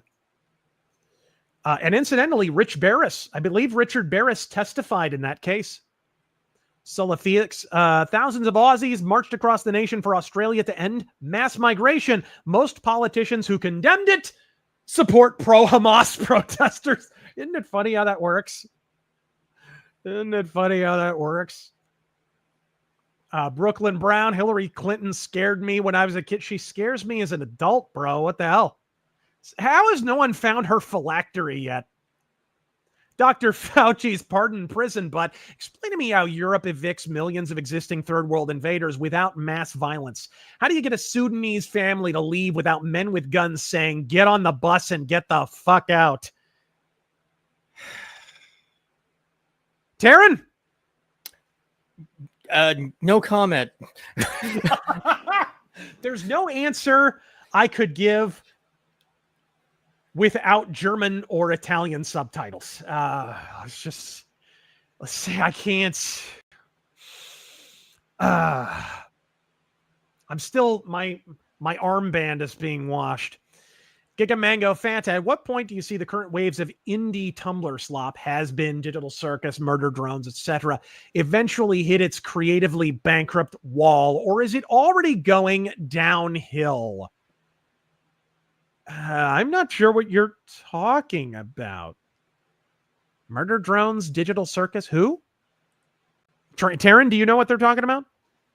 Digital Circus, Murder Drones, waves of indie Tumblr slop. Current waves eventually hits creative bankruptcy. It's an independently animated series. I guess it's an indie animated series. Has been Hotel. Is that what he's talking about? That has been. I'm not sure. Maybe. I mean, I've not watched any of that stuff, so I'm kind of a boomer. Yeah, I'm completely ignorant. I mean, I know it's like evil, furry shit, whatever, but Dino God, speaking of Battletech, new lore after 3080 is unfollowable. You're not telling lies, bro. Firing Blaine Pardo had such a terrible, deleterious effect on the quality of the lore. It is unreal. Reminder, he was the first guy who wrote the first novel in the Ill Clan era, and then they fired him. Basically, they changed horses midstream, and they've been floundering ever since. FYI, my lights just flashed, so you might lose me here in a minute. Yeah, mine did too. So we might wrap it up here and catch up on the rest of these. There's a very small number left. So maybe we'll make this last three the last three. And we thank you all, and we'll get to these when we stream later in the week. Thank you all, RazorForce. This has been an incredible offensive. Ranting Red Bear as a former Californian, I can't stand the Gavin Newsom gaslighting. It's all the Democrats have, but it's so tiresome. Isn't it, though? Jegs Dino God, don't forget all the DC goons no longer living in Virginia. That is true. That is absolutely true. Gigamango Fanta, thoughts on the debanking efforts by the entrenched Pinko Stinko posse to platforms like Steam? Have you considered using e-checks for your businesses to avoid giving Visa and MasterCard a cut of purchases? I have thought about that. Actually, Unauthorized TV, the video hosting website that we're also a part of, they are working on their own payment processor thing. That's been an ongoing thing because they got debanked 3 times in a row. Jesus. It's annoying. Like people kept subscribing to our channel, and I sympathize with you guys. I hear about it all the time. Like, hey, what's going on with the payments? They asked me to sign up, and it's on a sketchy website. It's because they've had to come up with these slapdash kind of measures to fix the problem because they keep getting debanked. So they're working on their own independent red-pilled payment processor that cannot be debanked. And I wish them Godspeed in that effort because it can't come too soon. Paolo! Thank you, sir. In Ontario, Canada, a man's been charged with assault after a home invader attacked him with a crossbow. What? What? Is that real? It's fucking Canada. I believe it. I believe it. You seen some of the shit out of Vancouver, dude? It's depressing. God. Weefy playing through Assassin's Creed 1, and man, I miss what this series used to be. Whew, from your lips to God's ears. Especially when attempting to be historically accurate. My dad, an Arab, was impressed that the NPCs pronounced Salahadin's name right. Dude, Assassin's Creed 1 is special. It is. It's not perfect, but there has been no Assassin's Creed game quite like it since. Mirage got pretty close, though. Mirage was a nice little adjustment in the right direction, and they fucked that right up with Shadows. They followed Mirage up with Shadows. Did you see Shadows? Assassin's Creed Shadows has bombed so biblically hard, they have announced DLC for Mirage instead. Isn't that crazy? I was going to bring that up, too. It is absolute insanity. Well, folks, I'll do one more before we get out of here. You guys are amazing. Throwing in with others to have Kersha on the offensive. We'd love to have her. She is great, and I'm glad to see she's doing better after that cancel pigs attempt. I hate when these dog piles happen on people. It's absolutely repulsive. Taryn, before we get blown away by this freaking haboob, this dust storm, we better get out of here. But thank you for joining me, bro. This has been an absolutely killer offensive. Absolutely. Glad to be here. Thank you, folks. Until next time, for Taryn Gell and the sadly missing Tactical Hobo, he'll join us next time. I am RazorFist. Don't get captured, and Godspeed.